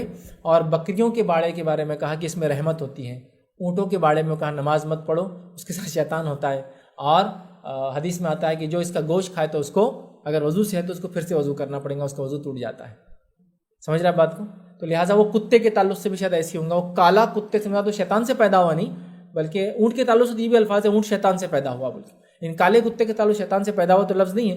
میں بھی کالے کتے کے ساتھ شیطان زیادہ رہتا ہوا بول کے کہا گیا کہ ہر کالا کتا شیطان ہے, یاد رکھنا. لہٰذا کالے کتوں سے اجتناب کرنا, احتیاط کرنا, یا یہ نالج ہونا کہ کالے کتے کے ساتھ شیطان رہتا, یہ ضروری یاد رکھیں. حدیث میں یہ بھی الفاظ ہے, پوچھا گیا لال, تو کہا لال نہیں, کالا اگر ہو تو اس کے ساتھ شیطان رہتا ہے, یا کالا کتا شیطان ہے, یا شیطان رہنے کی وجہ سے اس کو شیطان کہا گیا. السلام علیکم. آپ نے ادھر پانی نہاتے ہوئے ہمام میں طہارت کرنا منع ہے, تو باعث ایسا ہوتا ہے کہ جیسے کہ پانی ڈالی جسم کے اوپر اور بعد میں کبھی طہارت آ گئی تو کیا کرنا اس کے لیے کیسا؟ اور جیسا کہ آپ نے ابھی بتایا کہ اونٹ کا گوشت کھانے کے بعد وضو کرنا ضروری ہے. بھائی نے سوال کیا کہ اگر نہانے کے لیے گئے اور پانی ڈالنے کی وجہ سے اگر پیشاب آ جائے تو کیا کریں؟ تو دیکھیے, اگر آپ کو کسی بیماری کی وجہ سے یہ مسئلہ ہوتا ہے کہ پانی ڈالتے کچھ لوگ ہوتا ہے ذرا سی ٹھنڈی ہوتی ہے ان کو پیشاب آتا ہے, اور باڈی کا سسٹم ہے وہ اپنا ٹیمپریچر مینٹین کرنے کے لیے باڈی سے پیشاب ریلیز کرتی تاکہ ٹیمپریچر باڈی کا مینٹین ہو پسینے کے ذریعے, پیشاب کے ذریعے. تو لہٰذا اگر ایسا ہو رہا ہے آپ کو کہ وہ پانی ڈالنے سے ایسا ہوتا ہے, بیماری کا مسئلہ ہے, تو اگر طہارت خانے, پھر وہ فتویٰ آپ لے لیں علماء کا کہ طہارت خانے آج کے ویسے نہیں ہیں, ڈائریکٹ مٹی میں نہیں ہوتا, پیشاب وہاں جذب نہیں ہوتا جہاں وضو طہارت کرتے ہیں, بلکہ ایک موہری ہوتی ہے, پورا الگ سسٹم ہوتا ہے, پانی ماشاءاللہ فراوانی میں بہت زیادہ ہے, کوئی مسئلہ نہیں ہے. تو آپ احتیاط کرتے ہوئے چھینٹے نہ اڑے اس موہری کے اندر, سیدھا اگر کر سکتے ہیں, پھر پانی ڈال لیں, پھر طہارت لے لیں, اور آپ کو پتہ ہے کوئی چھینٹے نہیں اڑیں گے, کوئی بدبو نہیں آئیں گے, کوئی پیشاب آنے کے ادھر آنے کے چانس نہیں ہے. اس زمانے میں بتاؤ نا, حمام میں موہری وغیرہ ٹائل سے نہیں تھے, ڈائریکٹ مٹی پہ نہا رہے تھے لوگ, ظاہر سے پیشاب کریں گے تو وہیں جذب ہوں گا اور سارا مسئلہ ہو سکتا ہے, بدبو وغیرہ گندگی, اس لیے منع کیا گیا. تو وہ فتوے کو آپ لے لیں مجبور, اور یہ تو بیماری اگر ہے تو پھر تو یہ مجبوری والی کنڈیشن ہے. مجبوری میں اگر ایسا ہوتا ہے تو پھر تو انشاءاللہ عزیز کوئی حرج نہیں کہ آپ وہاں پیشاب کر لیں, اس میں حرج نہیں. دوسرا بھائی کا سوال تھا اونٹ کے گوشت کے تعلق سے, میں نے کہا کہ اگر کھائے تو کیا وضو کرنا؟ ہاں, اونٹ کا گوشت جو بھی انسان کھائے تو اس کو وضو کرنا, جو کھانے والوں کا اگر وضو تھا تو. ایسا ہوتا ہے نا, میں نماز سے پہلے 15 منٹ نکلا, آپ کے گھر آیا, آپ عرب میں تو کامن ہے, آپ نے کہا یہ گوشت کھائیے, کھا لیا, تو مجھے بولنا پڑے گا. آپ اگر وضو سے تھے تو آپ کا وضو اب نہیں رہا, چونکہ میں نے آپ کو اونٹ کا گوشت کھلا ہے, یاد رکھیے. تو لہٰذا وہ بولنا پڑے گا. تو اونٹ کا گوشت اگر کوئی کھائے تو اگر وضو سے تھا تو اس کو وضو کرنا ہے, ورنہ ایسا اونٹ کا گوشت کھائے تو وضو نہیں کرنا ہے آپ کو. اونٹ کا گوشت اگر آپ نے کھایا اور آپ باوضو تھے تو آپ کو وضو کرنا ہے, مطلب آپ کا وضو ٹوٹ گیا, اب آپ کو اگر نماز پڑھنا ہے تو وضو کرنا پڑے گا, یاد رکھیں, ٹھیک ہے. تو اونٹ کے گوشت کے لیے حکم ہے, یہ تب بھی تھا اور آج بھی, یاد رکھیں. تو جو بھی اونٹ کا گوشت کھائے اگر وہ باوضو ہے تو اس کو وضو نہیں رہیں گا, اور اگر بے وضو تھا تو پھر تو کوئی مسئلہ ہی نہیں ہے, اس کو وضو تو کرنا ہی ہے اس کا, ٹھیک ہے. وآخر دعوانا ان الحمد للہ رب العالمین. سبحان ربک رب العزۃ عما یصفون وسلام علی المرسلین والحمد للہ رب العالمین.